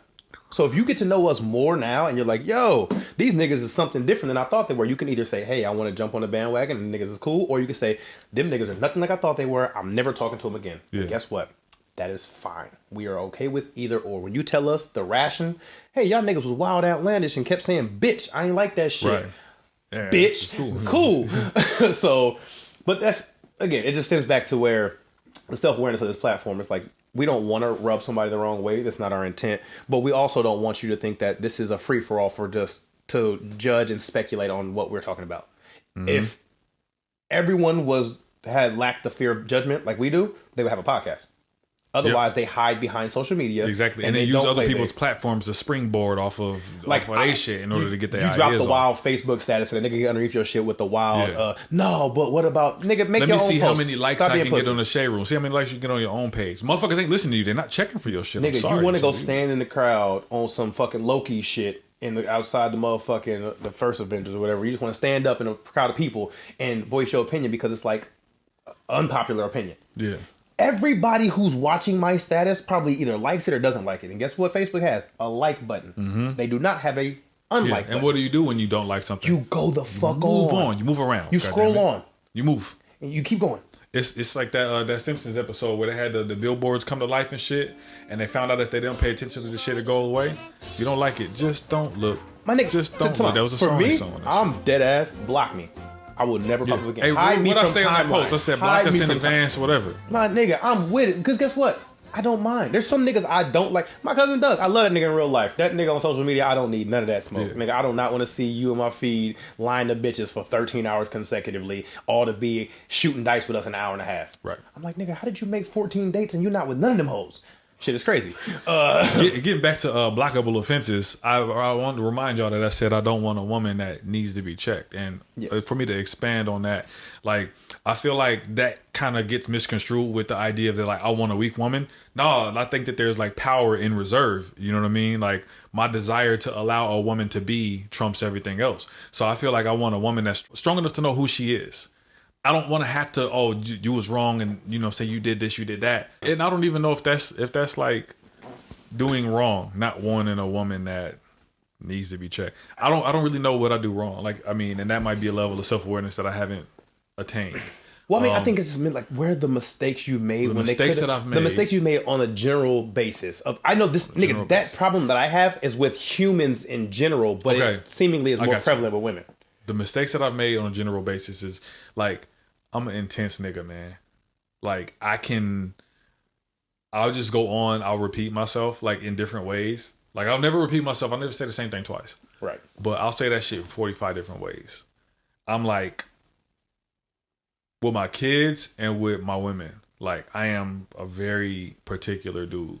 You know what I'm saying? And I think that sometimes I definitely have to take a step back. And I won't like straight apologize for shit, but I'll say, hey, listen, I know that like I'm kind of a, you know what I'm saying, a little bit of a, I won't even say difficult person to deal with, but I know that sometimes I can come across as very intense. But here's why. It's because like when I go into protector mode, I need you to be able to listen to me. I need you to be able to tell me. I'm talking about my kids and my women. I'm not trying to like minimize women into the category of children, but me as a leader and as a man and a protector and a provider, I need for you to be able to hear what I have said the first time and to be able to act on what I have said and execute it flawlessly, because it might be a family safety issue. You know what I mean? It might be your personal safety issue, things like that. And if you're not going to do that, unless you my kid, like my kids, I can discipline them. I'm not going to fucking discipline a woman. So if you're not going to listen to what I'm saying, you're not going to allow me to fulfill my role as a man as far as what I need what I need to fulfill as a man, and for what you said that you signed up for as a woman, there's the fucking door. Like, you could be out. You could go protect yourself. You go find another nigga that's going to just let you be out here all willy-nilly and do X, Y, Z. Like, that's cool. I'm not going to force you to be here. So, and I don't even know if that's wrong. That's self-awareness, but it can be perceived as wrong. So I can put that into that category. Who's that wrong to? The people it doesn't appeal to. If a woman who's like, I'm a strong-willed person, I'm a woman who wants to be checked. Yeah. Kind of like the beta female, whatever that fucking means, because we know those are goofy terms. But the beta female is kind of like, oh, I want to be checked, blah, blah, blah. And you're just kind of like, nah. Like, I'm not here for that. Not at like, all. Find somebody who wants to check their girl, the nigga who's probably gonna end up being wildly domestic, verbally abusing you or whatever. Because it's only levels. It's like you check a girl on a certain level and like, oh, he checked me, he put me in my place. Now you about to try to challenge this nigga again and go turn it up a little bit. Right. How far can I push this? And you end up in a fucking domestic violence situation. Exactly. I'm not interested. But the thing is, you know, I'm not here for that. Not at all. Like me. And it's like, I mean, the self-awareness part is like, I know, worst case scenario, I'm not trying to be a father to my girl. You know this about yourself. Right. But women are upset like, hey, not all women, but some women often take it as offense like, well, you should want to, and nigga, what is, literally the phrase, you should, I will fight a nigga over. Yeah. You're not going to tell me what I should do because you're not in these shoes every day. All my growth has come from a nigga who's walking a path that no one else was there for. Mm-hmm. So you know, I've come from different things that made me want to be a protector to my family and have someone supplement my protection for what I've got going on, not be a father figure and a father figure. You know this about yourself, but people can't say that. There's people out here who can be a father figure to their girl. Mm-hmm. They have a different life that they've lived that led up to that. And again, the ration behind it is their stepping stones to how we got here. Who was that? It was somebody had a song back in the day. I will be your father figure. Most sucker shit ever, but I don't remember. But it was just a song that says I'll be your father figure. I'm sure there's 7 girls who love that shit. There's just way more than that. But I think that the women who actually get it and who understand where I'm coming from are the women who actually they know that they hold the real power. They know that there's power in reserve and there's power in submitting to a man. Like, this not no weak shit to submit to somebody. Submitting to somebody is like, okay, I know I could beat this nigga's ass, but I'm going to go ahead and just chill in the back. And you know what I'm saying, and allow him to do his thing. Like, not even, that's a horrible example, but that's the drink kicking in. It's okay, I think it is. It's the combo. That's a lot going on. It might be telling me to go to sleep. It's a lot in your brain. But I think y'all get what I'm saying without saying it. It's there's a power in reserve. There's more power in reserve sometimes than exercising like overt power. Right. But that's kind of like the power in silence. It's like, you don't know what niggas thinking. You don't know what niggas thinking. I think about it like this. Like, you think, okay, take Houston Alexander for example. Oh wow. This nigga will arguably fuck up. Oh wow. I don't know where this is going. Most of the average niggas that you could think of. Right. 1-on-1. nicest guy you will ever fucking meet. You're right. You're right. Wild cordial. Give you the wild, dap you up, bring you in. What's up, man? Crack jokes like no other with you, pound for pound, hands down. The nigga, no puns intended, but will crack jokes with you and be the most friendly nigga you have ever met. Man, that's a cool nigga. If you didn't know he was a fighter, you would give him all the compliments. You find out he beat your ass. Like, there's more power in his reserve and him being friendly than there is about him walking around being on some rah rah shit. Like you can catch a nigga actually off guard. Like there's more power in the kinetic energy or stored energy rather, who is just like the potential. Right. I'm a friendly nigga and no one in this establishment thinks I can fight. Yeah. When it's time to fight, you are caught off guard twice. I'm whooping your ass and you didn't even think that I would whoop your ass. Yep, you like, it's two things in one. It's like, but if the nigga if I took, again on this podcast, I could fight. Somebody might fuck around and snuff me because of that. But if you know I could fight, you kind of on edge. Like, hey, this nigga might swing on me because he keeps saying he can fight. Yeah. Houston is way more dangerous because the nigga hasn't said a bitch ass thing, so you have no idea what kind of nigga this nigga really is, and that's what makes him way more dangerous and way more powerful. So I understand, like, wake up like the reservoir of excess power. You're like, oh nigga, it's a surge protector right here. But and that's why women who are aware of the power that they have in the reserve and submission, that's a superior woman. That is the superior woman, man. But those are the women who often don't, I think, start the minute those are the ones arguments. The minute arguments like, yo, my nigga, you wasting your time. You know how to cook me when it's time to cook me. If you hold your ball of flames in your pocket, you can kamehameha me whenever you want to. No question. But if you keep doing this, oh, well, I just wish you would do this. I just wish you would do that. I'll be like, you're annoying the fuck out of me and you're jabbing the fuck out of me. You're literally tap, tap. When it gets to a point where I want to buy a new car and you hit me with the haymaker, like, nah, look here, nigga. So boom, this happens. You hit me with the haymaker, all that power from not jabbing me at the crib when I'm laying in bed and you're like, nigga, you're not buying a new car. You said we get a new house. Oh, wow. You know, I'm a bitch ass nigga at that moment, which is perfect. I think everybody in this room will agree. That woman can be summed up by the example of, like, let's say something happened and you say, no, fuck that. I don't feel like taking out the trash or whatever. This is a horrible example. But the woman that's like, okay, all right, cool. You're like, whoa, wait, hold on. Hey, I'm going to take trash out. Hold on. No. Hey, that's what I'm talking right there. Like, she was going to say, she's like, okay. Nigga, the power right there is no matter what, I could do that too. I got to go with you to your aunt's house on Sunday for Sunday dinner when I'm trying to watch the game. All right, cool. I'm gonna go. Yeah, nigga, you right. You gonna fucking go? Yeah. And I'm like, damn, that was powerless. Yeah. That was powerless. So she said, "Oh, I gotta go by myself." All right, cool. Man, hold on. Let me get my shoes on, babe. Let me. And said niggas be scared, but we know we both have been aware that women are far more powerful than niggas because just to fucking circle back. Often we hear this narrative where, especially with black men don't protect their women. They're out here bashing and shaming and the slut walking. Oh my God, they're whores, blah, blah. All they want to do is objectify women. Look here. You want a nigga to protect you, right? We're here to protect you. Yeah. Give me a fucking event that I need to protect you in.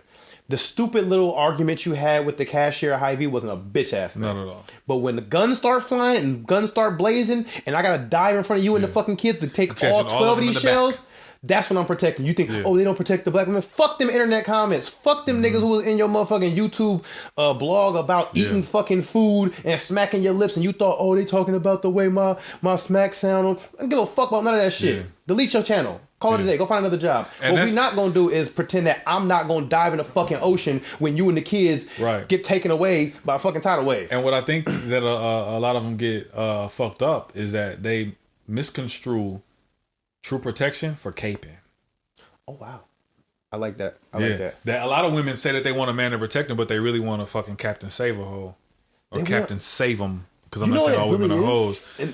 It's really just a person who is under the guise of, I want him to feel like he's leading, but really not have any sense of action when it's time to lead. Yeah, exactly. I can puppeteer him. And those are the motherfuckers that, like we seen old boy try to run up on old girl with that knife after his kid got stabbed and he didn't do shit.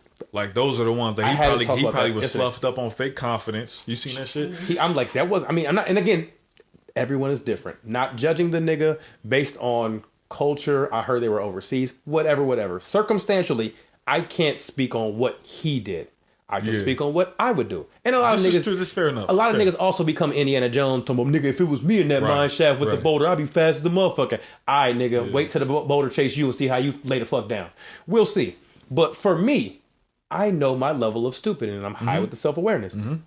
Everybody did. Yeah. My mind will go straight to get the kid. Yeah. This I guess I got to do life in jail now. This kid right here might get stabbed more because he's crying and wounds might open up, and I'm that nigga. Hopefully, mom grabs the child and gets to safety and says, "Fuck, dad, I need to get you to a hospital." Dad is out here getting killed or killing because I don't know how to turn off the red, and I'm just like, I'm not knocking him.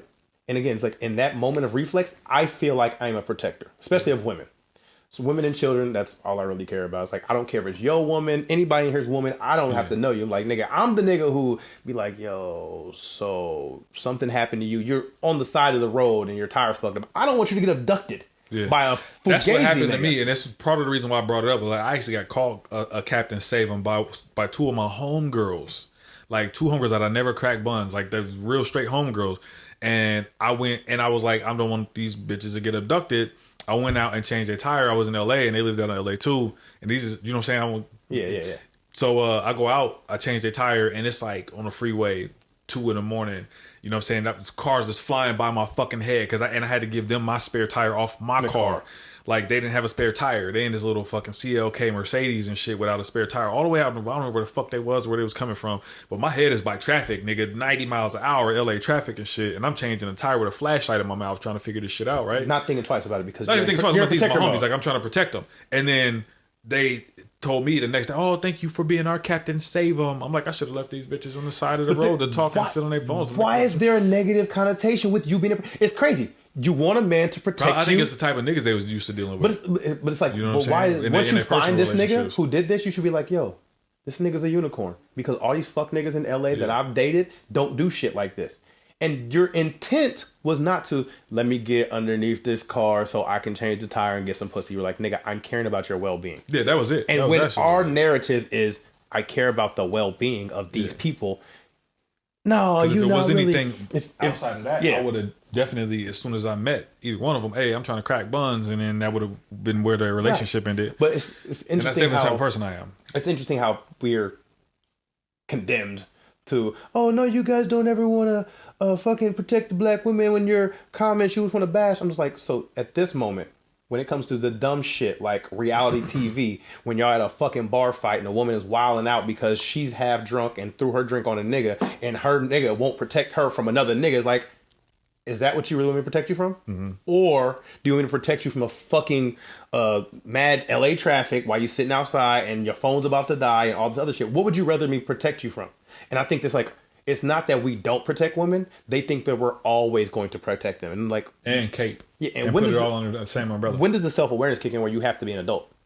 Yeah. So it's like, when are you accountable? It's like the Me Too movement. Oh, well, he made me feel uncomfortable and he exercised his power. How? Oh, because he asked me to. Bitch, say no. Mm-hmm. Why are you in the room with him? Mm-hmm. Why did you not leave? Oh, well, I just felt like you got to stop feeling, my nigga, and do. Mm-hmm. If you get the fuck out that room. That's what I'm teaching my daughter how to do.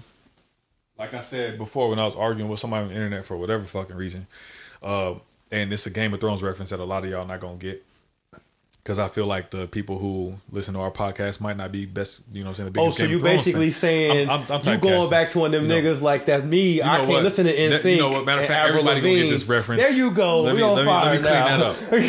Nigga, we raising Arya's over here, not Sansas. So for the people who don't watch Game of Thrones, Arya was a badass, like daughter of this dude named Ned Stark, who was a badass. That's nigga. the one that jumped out with the joint. Yeah, she jumped out. They fucked her whole shit up. Like they fucked the whole storyline up, as y'all have heard in the last season. But Sansa was her big sister, who was a super like submissive, laid down, and not a submissive like in a good way. She was like a, you know, just I'm gonna play the cards that I'm dealt, and I'm not ever gonna try. I'm just gonna see how this plays out, and I'm not gonna rock any boats. And I'm being done wrong, but I'm just gonna take it. And then Arya was like, fuck that. I'm about that action, boss. And I'm gonna, you know what I'm saying? I'm gonna get it how I live. And I'm gonna pull out the knife and shank niggas if I have to. That's the kind of daughter I'm raising, man. You know what I mean? Like, if you can do for yourself and you find a even stronger nigga to supplement that, you know what they call that? Interdependence. A lot of women was running around in 2005. I'm an independent woman. woman, INDE, and then Beyonce had the song. That was a big thing. But I was like, fuck independent women. Most women who will tout that independence title was the type of women I talked about the last one, where like she don't want her gas pumped. I don't need no man to take it. But like interdependence is where it's at. You got independence, you have dependence where you don't need anybody. Interdependence is the ability to call on somebody when you need it, and not having enough as much pride as like where it will like knock you down to where you don't ask for help. You have the ability to ask for help, but you got the ability to get it on your own. Like, yo, you know, I got $800 on this bill on the rent this month. I need an extra $200. Like, I don't want to have to ask, you know, saying this person, but I've been giving them the pussy for however long.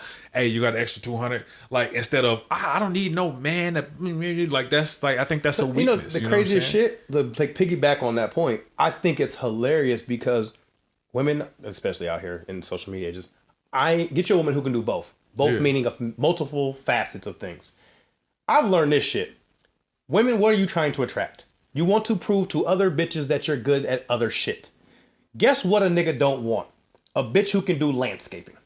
Or if you're trying to appeal to bitches, cool. Let us know. Because I'm not here for it. Yep. All of a sudden... that goes for that little stupid ass pose that they do where they look like they fucking standing like they got their stomach punched in and they trying to poke their ass out. That goes for duck face selfies. All that shit's for other bitches. Goofball that ain't ass for us. lashes. We don't like none of that shit. The dumb ass stuff up against eyelashes look like they extras on Sesame Street. It's crazy because it's like I'm an independent woman. You want to prove to other women that you're superior in a group of mediocre ass women, but at the same time, it's like, what are you trying to do? Nigga, do you know why I'm here?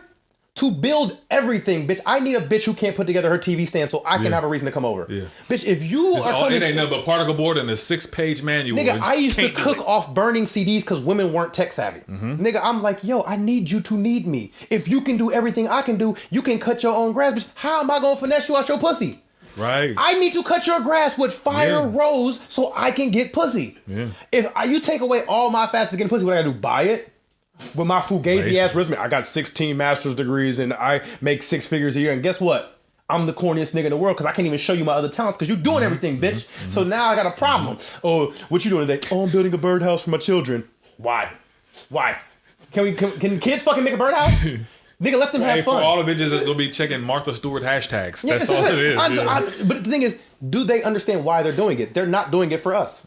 It's literally like, yo, I want other women to know that I'm independent and I don't need another man. And that's why you are here lonely and single. Because you're running all these niggas off because you're putting up your own fucking Christmas tree instead of getting some male fucking comfort when a nigga got the wild eggnog trying to give you back shots while you wearing a onesie, bitch. Let's not forget. The onesie with the ass hat. With the ass hat, so I can take you down over the eggnog. I'm trying to drink this, man. I'm drinking regular noggy nog, but she can have the shit with the spice rum in it. And when she do that, she can bust down that hatchback, and we can get it lit. But I'm saying, with the wild... Let's not neglect the women who do that shit thinking that they're attracting other men. But that's the whole... What's the point is? I also wanted to say, and trying to bring everything full circle and boomerang back, and not like... I hate talking about other people's women, you know what I'm saying? But and not even necessarily women, but like people. Is that what super regular niggas do? They moms. So super regular niggas moms. Do. The super regular niggas kind of do that. Wait. Well, you said something about when she. Yes, yours. You'll be. Wow. So when she first, you said, and I'm just quoting you. When you first met her, she was into the NBA. I think you said, or video games. So, NBA, Lil Wayne, okay, and Jordans. She still like Jordans, but it wasn't all Jordans. Yeah. So there was a girl who I met at Starbucks. And where was we at? At Water Village in LA. You know what I'm saying? I went to a few Starbucks out there, I frequent or whatever. And there's a girl that would come in every day and she'd have like this Green Bay Packers lanyard, right? And for some reason she would come sit next to me and she'd think that she was about to cook me by talking about football. I never told the bitch I don't watch football. I'm here for the AB shit. Like, oh yeah, that nigga was smart. He, you know what I'm saying? Every time somebody slander AB, I'd be like, I kind of like the nigga. I don't know why, but I kind of like the nigga. I took a lot of smoke in conversations, and I'm like, outside of that, people try to segue into other football conversations. I don't know. I couldn't tell you about football, dog. I was like, I told you the story when I was trying to play football growing up. And I didn't know how to play, and niggas laughed me out of playing football. I probably would have been a football player, but I was like, fuck that shit. I like basketball.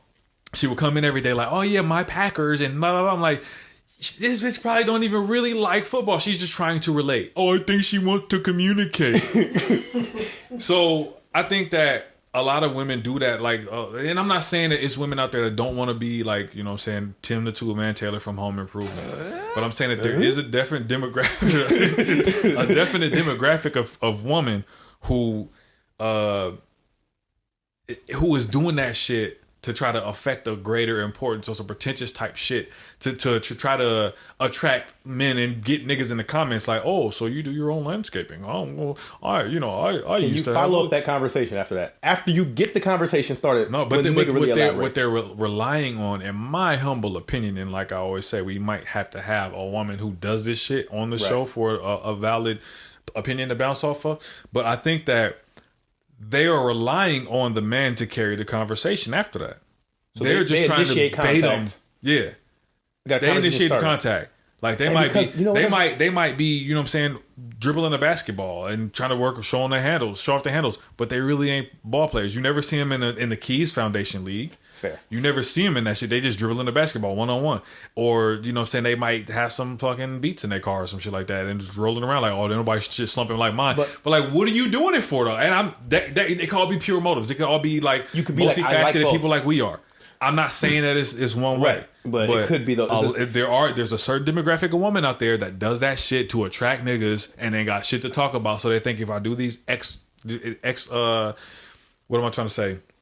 External things, that it will give me these results that I'm trying to do. But it's almost like with the Cam Newton thing where he got the slack where he's like, oh, a woman's asking about running routes.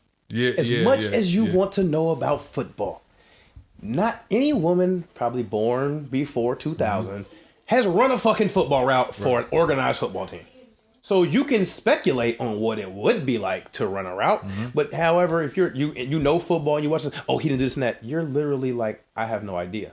So I've had an argument with women who like, why do you guys like watching basketball? Because we play basketball. That shit is tough. That shit that he just did, he made it look easy. I done tried that move 14 times for the last 10 years, and guess who can't pull it off? Not at all. Travel. But and also like to bring it back to what you said, like the whole the social media norm of appealing to that woman is like, or being that woman is. Do you think it's a defense mechanism to where it's like, okay, if I can do all of these things, it almost like, I'm trying to figure out what to say before I stumble over my words over the energy drink. But it's more of women want to fulfill a laundry list of what they think men want. And it's because, and again, in our humble opinions of the Super Regular Podcast, these views are expressed by the Super Regular Podcast. These are our views. I feel like women think that men want a woman who's accomplished, fulfills the resume of, oh, I can be business savvy, I can be responsible, I know ownership, I can be account. Look here, you can have 3 master's degrees, you can literally work for the fucking state, the state shit. Pause it. Ask them if they can. Go ahead. Fuck them. So, sorry, y'all. I didn't mean to say fuck them, but fuck them. We were standing out the door, so I was talking like we can't. Man, fucking, you see the studio? We in a fucking studio, plugged by who may not be named. But what I was trying to say is, they think that cool regular niggas want a girl who is superior to them, like on some resume building shit. Like, oh, I got master's degrees, I own my own home, I do this, I do that. Bitch, I don't care. Are you funny?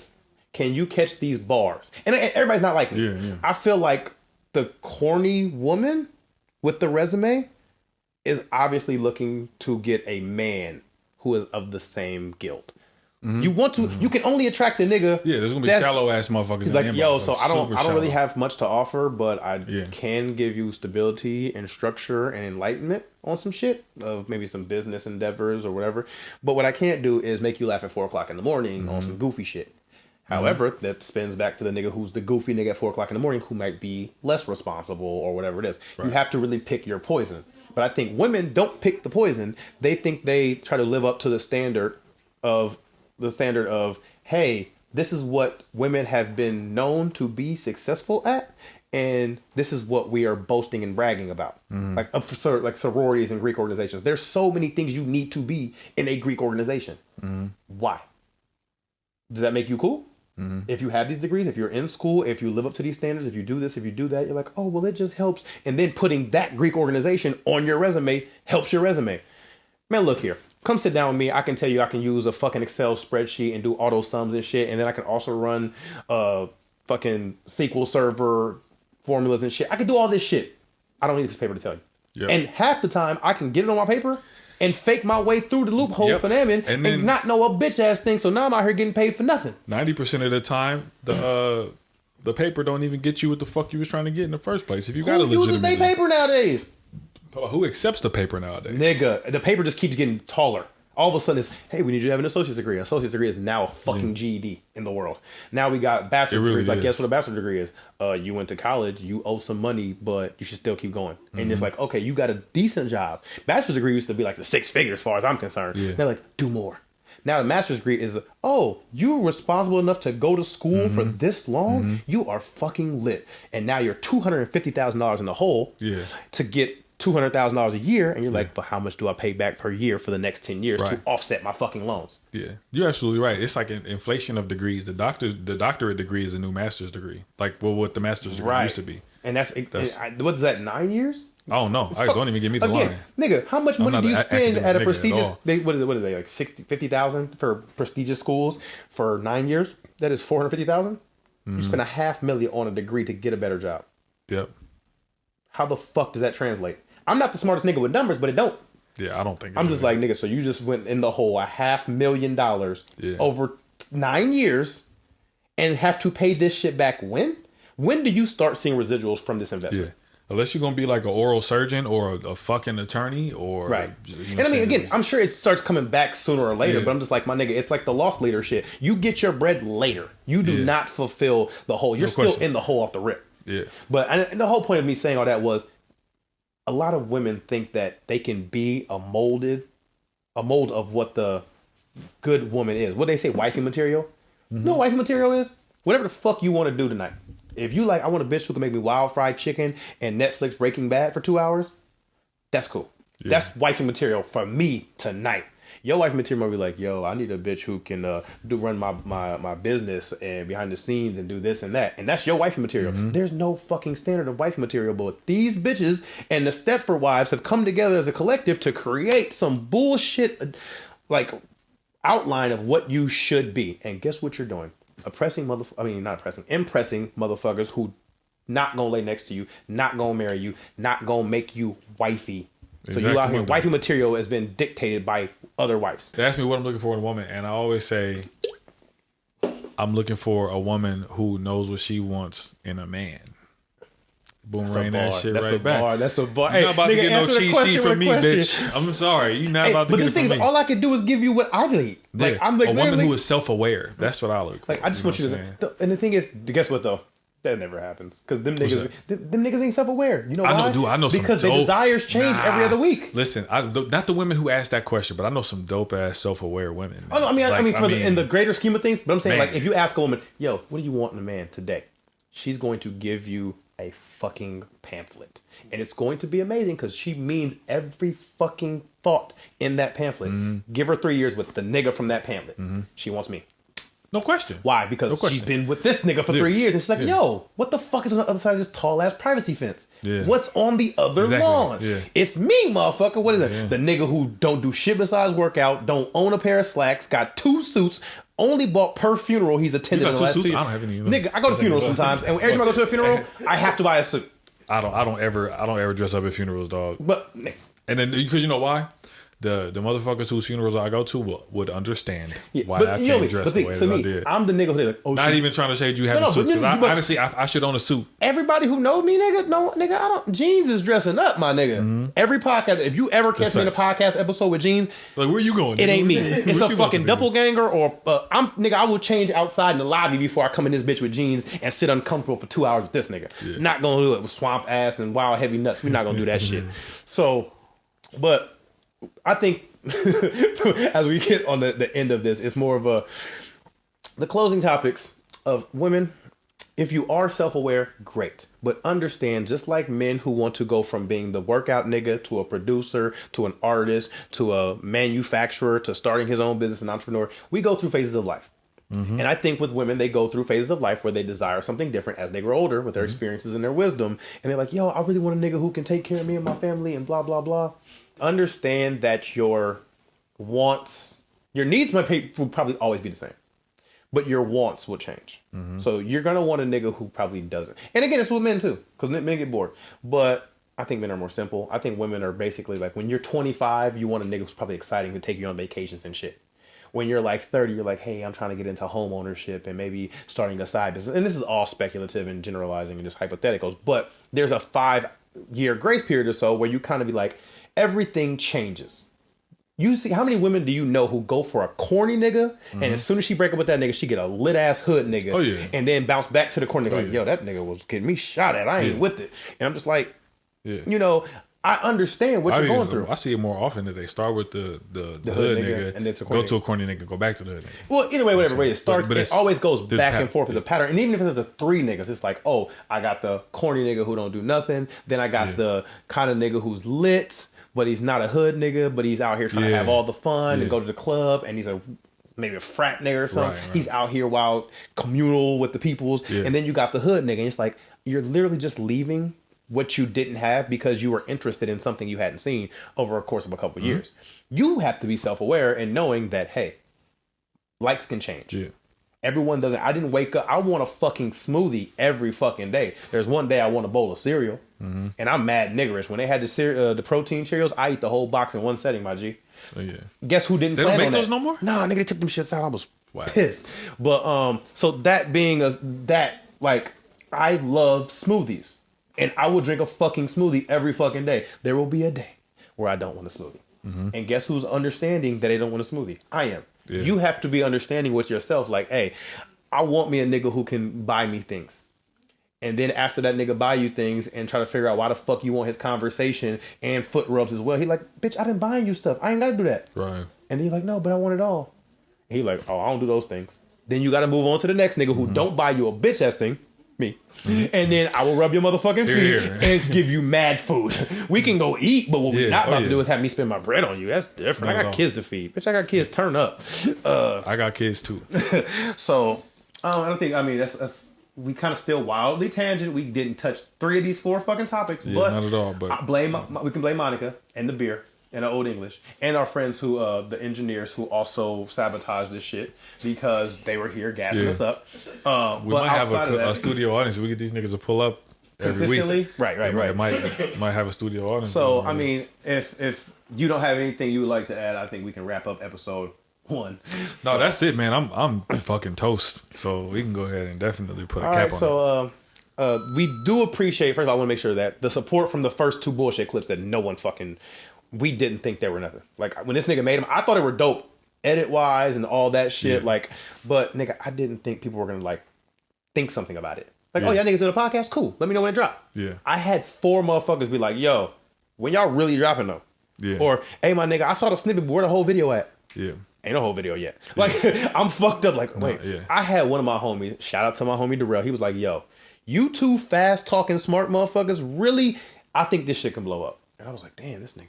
He got more faith in me than me. My thing is, I don't even give a fuck if it don't, because these are the same conversations we have been every goddamn day. But exactly, if we could like let some people be flies on the walls. But that's what makes it so dope, because that just lets us know people like people would tune in to stand in the room with us, and we might drop ourselves down standard wise because we think it's normalized, and people are like, nah, that shit ain't normal, nigga. Because if everyone could do what y'all do, they would fucking do it. Instead, they're tuned in to niggas like us who can do it. Exactly. So I wanted to appreciate all the niggas who like shared the fucking niggas. I mean, we gave away pudding, but niggas really was out here wild sharing. And for those who don't, not to interrupt, we don't give a fuck. Like, honestly, that's part of finding an audience. I know that there's people who probably love you to death who think that this shit is trash. And that they don't want to listen to it. And same for me. But at the same time, that's part of finding the audience. You know, you got to leave some people by the wayside, and you know, got to pick up the motherfuckers who do fuck. And the thing is, understand, this is like, something that's on a platform that's a fucking internet. You can still fuck with us outside of the internet. Don't follow us. And I mean, I'm 1,000 though. At any given time, block me in real life. That's fine. Because we you don't have to be my friend in real life either. But I'm saying I understand if you can separate the two. If you're like, yo, I don't fuck with social media, I'm cool with you in real life, but I just that's can't fuck with that. respectable. That's that level of Just tell me self-awareness that is respectable. and stand on your two and be like, yo, I fuck with you in real life, but I cannot hear you talk about, say the word bitch this many times, or slander this or slander that. Or my Greek friends, if they, man, my nigga, you be slandering frats, my nigga. We cool, but nigga, I ain't trying to hear that shit. Exactly. I'm not trying to hear that, you know, I we got respect spanked in the woods so that we could bark at parties. I'm not trying to hear that shit. He got spanked. Spanked. I'm sorry, man. Fight me. That shit funny. Fight me. That shit's funny as fuck. I got spanked in the woods. That nigga throwing up signs. Anything is possible. But yeah, we just want to make sure that we do know that the people who do support us, we are appreciative because we really are nothing. And this shit is very minute in a sense of, again, we talk this shit all the time. But at the same time, the people who don't want to support us, God bless you. Like, I really have no malice intent, and I don't want to try to say anything bad because guess what? You've done nothing wrong. Yeah. You've done nothing wrong by not liking me. We not the type of niggas that's gonna try to guilt y'all into sharing. So, oh, people don't really want to support black business. That's Oh, not, fuck that. No, Like, nigga, do your what shirts you is do. trash, bro. We not fucking with Hey, them. If it's these okay. shirts is It's all trash, right. don't listen. Listen, we will fuck with our 5 followers for at least a year and a half before either one of us gets bored with this shit. What It's do we say? okay. Wait, we said this off camera. We literally like, nigga, if we get 100 views, it's fucking lit. Yeah. 100 views is fucking lit. And this really is used for a time capsule for us because we're going to grow and go through progressions and want to look back and say, yo, nigga, you was wildin', my nigga. Yeah, or damn, you was on some shit back then. Nigga, God we damn. had early Remember when jewels. you said that? Yo, we need to expand on that. Yeah, we got to go back as another topic This for another this day. shit might birth, like, with the fact that we both got spelling bee stories and shit. Something might come out of this, and we might forget about this podcast and other mother. Remember y'all niggas did the podcast? Now y'all doing the drunk spelling bee now, like, which is Anything is possible. might be a dope idea. You'll do a spelling bee and niggas get fucked up. Adult spelling bee. Yeah, niggas take 3 shots and try to spell a dumb word. You know what Niggas I'm spell saying? choice. Spell Nigga can't egregious. spell choice. Too many I before E except that. Oh, no, that's not it. Wrong Niggas shit. like, oh shit, I forgot about neighbor and way. Niggas got the wrong rule. They're like, nigga, I before E. What the fuck? Nigga, choice. Whatever. Niggas doing PEMDAS and shit and the spelling bee is way off. Please excuse Bad my dear order Aunt Sally. operations. Like, what the fuck was up with Aunt Can you- Sally can you anyway? Aunt Sally please- never got her shit together. Why the fuck does she always need to be excused? But yeah, damn. we really did this because we Get just your like shit together, it's Sally. it's really a justification of how you can record yourself doing nothing and enjoy it. Because we talk this shit all the time. Now we actually got a time to actually talk about we didn't do one topic, but sit on a couch and sit down and have a conversation. Niggas don't often take time out of their week to have therapy and sit and talk amongst each other. We be like, I'll catch you at the gym. I'll catch you on the court. Yeah. I'll catch you in passing. We'll do this. We'll do that. This is literally a platform where we can sit down and just kind of vent and talk about whatever. And worst case scenario, everyone hate it. Best case scenario, y'all fuck with it and somebody take a jewel, one jewel out of either episode. I'm the happiest nigga in the world. Even then, if they don't fuck. No, but fuck if that it's a one nigga who person. finds a jewel, If it's like, something yo. we listen to at a later date and laugh our asses off about, Touche, fuck everybody. touche. I don't But give a it'd be fuck. dope if one nigga be like, yo, my nigga, y'all taught me something. Yeah. One nigga said he learned something from this podcast. It's fire. I would feel like the number one takeaway that people should get from this is like, man, be yourself and be unapologetic about that. It took me a while. I could admit that, man. I'm 36 years old, and it took me a long ass time for as much lit shit as niggas think I did. Like, it took me a long ass time for me to be my full self, dog. And like, I'm here. So fuck anybody that ain't got anything positive to say about me being an unapologetic ass, free ass nigga. And y'all all should do the same thing. If nothing else, this is y'all permission slip to do that shit. And my I'm favorite out. line is when you wake up in the morning, you have to look yourself in the mirror. Yep. No one's in there with you.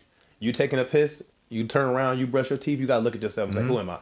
And if you know who you Who are, am I? that's fine. So when you leave the bathroom, you become who you, and you can fuck that up. But just know you had them first 5 minutes in the bathroom while you're brushing your teeth and you said, damn, nigga, you got to go live life today in your 2 shoes. You ain't got to go out there and pretend to be nobody else. Because when you come back home at night, this is who you see. Right. So again, if we might have rambled about 1,012 different things, but we definitely touched on self-awareness and was probably provoked to touch self-awareness. Yeah. But at the same time, we got some decent food that I need to bash, and I got some more time to do so. But We might have to nickname this shit the Ramble. Super regular That's a podcast, fact. aka the Ramble. can we just call this episode the Ramble? We could call episode it the Ramble. the Because Ramble. the first one was, what was it? Oh, can we call? No, I gotta fuck it up. Can we High like, and Hungry. High and hungry was the first Why one. is it that thing? But we was both high and hungry this time too. But So I mean, this could be called the Ramble. The Ramble. Let's go with the Ramble. Let's go with the Ramble. Yeah, and again, thank the studio audience and Bruce for spending my mom's birthday with me because normally I'm wild pussy. Yeah, happy birthday, Miss And it's Monica. been like, I think she passed away 3 years ago. I used to be wild pussy on her birthday. I'm like, no, I'm about to go in my motherfucking house. I'm going to draw a big ass 40 by 60 inch portrait of my kid and be sad all fucking day and listen to her old favorite songs, which that shit's still cool. Yeah. But nigga, that's gay. I don't know, whatever. Give or take the word gay. You can set it out. But Ghey. yeah, gay. So my whole thing is, I had friends to spend this with me, so I didn't go get depressed. I didn't have to sit there with my kids saying, hey, but dad, why? Niggas got me releasing balloons all fucking day in my sorrows, eating wild ass Talenti gelato, the new fire, what's that, the salted caramel crunch shit, that shit, whatever. But they didn't, you guys gave me something to do on my mom's birthday, and you didn't even know it. Yeah. So I appreciate all this shit. So everybody who tuned in, and Candace for dropping by. Shout out to Candace for this food that I could eat because I just, if y'all don't know, just to pronounce it, and I know you told me to tell the story last time. I wanted to not fuck this up. I was like, I hope this nigga can eat. I'm gonna be so mad if I give her this money. So and the this reason nigga why can't I've eat. been on drugs the last two episodes, however the fuck you want to cut it, is because I got my wisdom teeth pulled. That's why I've been popping all these pills and shit. So I've been in a lot of pain. Pill pop But animal. this food, everything that she gave me, not only is it wild palatable, it is wild chewable. So I got the catfish with the fucking with the green beans. The green beans got bacon in them too. Nigga, fireball. Everything that I've sampled here was great, and I was like, I'm actually going to save this for later. Hey, my nigga, and so the this mac and is the boom. cheese. She gave me like the yams or green beans And the cornbread. I know we wild like I need some alkaline in my diet, niggas. So I was like, give me the green beans. I didn't know there was no fire ass swine attached to that shit. Yeah. So she gave us the swine in there too. I'm like, nigga, I'm glad I ain't giving them bum ass yams. Yeah, she put. But hey. but at the same time, I was like, yo, it was worth it because these fucking green beans is phenomenal, nigga. I don't even want to tell her it's good. Cause then it's like I'm sucking her dick. Pause. And I don't want to make it seem like, oh, because we fuck with you, Candace, your food is good. That shit is really fucking good. And I'm mad. It is. It is. Cause guess what? I gotta eat my own fucking baked chicken tomorrow. And that's fucking this is stressful. an unpaid plug too. You No, didn't wait, get paid to say this, so this is organic. This is me because really, really good food. I paid for this shit, so it's a Yelp review. It's a Yelp review. It's unpaid for me. No, it's a Yelp review. So I'm like, yo, if I paid my money for this, and it's still fucking worth every dollar I paid for it. Yeah. So I don't want people to think that, oh no, it's just the plug. Nigga, I told my friends who are here, nigga, this shit is good, and I hope y'all try it. I'm not just letting y'all niggas try it because it's that good. It's so good, you wouldn't Fanam the Postmates review to get a free meal. You'd be like, yo, you know what? That shit was fire. I would just pay for this and call it that. I wouldn't use no promo code or nothing. Which, Candace, I pray I get a fucking promo code next week because I ain't got it, G. This shit getting expensive out here. I had to put in get well. Like, yo, we broke, baby. We ain't got no sponsors yet. We ain't got no sponsors yet. Insert here a moment of silence for the sponsor that should be here. Maybe will be here. But yeah, to the whole point again. Thanks for the everything so far, nigga. We are literally a week and a half in, and this shit has been dope because guess what? We having fun no matter what. You know what problem we don't have is coming up with fucking content and filling this time because we was trying to make this shit 90 minutes. We had 2 hours and 25 minutes. The craziest shit is, nigga, we had 3 topics we ain't touched. We really did. Fuck them topics. We gotta get topics when we get a guest. Until then, fuck it. Ramble. So Rambles. Freestyle Friday without a Friday. Like, we just gonna get these bars off and be like, yo, my nigga. We just, the notes in our phone be like, yo, so how do you feel about... It's current events. Current events that are currently in our brain because we freestyling shit off the top. You gotta close it out because, nigga, I'm gonna keep talking forever. That's pretty much it. I ain't even got no smooth shit to say, man. Where the fucking outro, bro? I got the intro. You see me? Yeah, man, this nigga crazy. I don't know, nigga. So boom. Again, the contents of these podcasts didn't even get a chance to warm up. Nigga finna lie in my face, nigga. I got something. You ain't got nothing, nigga. The whole point is, again, to the backtrack on the premise of the Super Regular Podcast is people, we think we're regular niggas. People think we are not regular niggas. So we just like, you know what? If there's a level of regular amongst regular, let's be some super regular niggas. So thank you for coming to the Super Regular Podcast. There it is. Jesus fucking Christ, that was long. Yeah.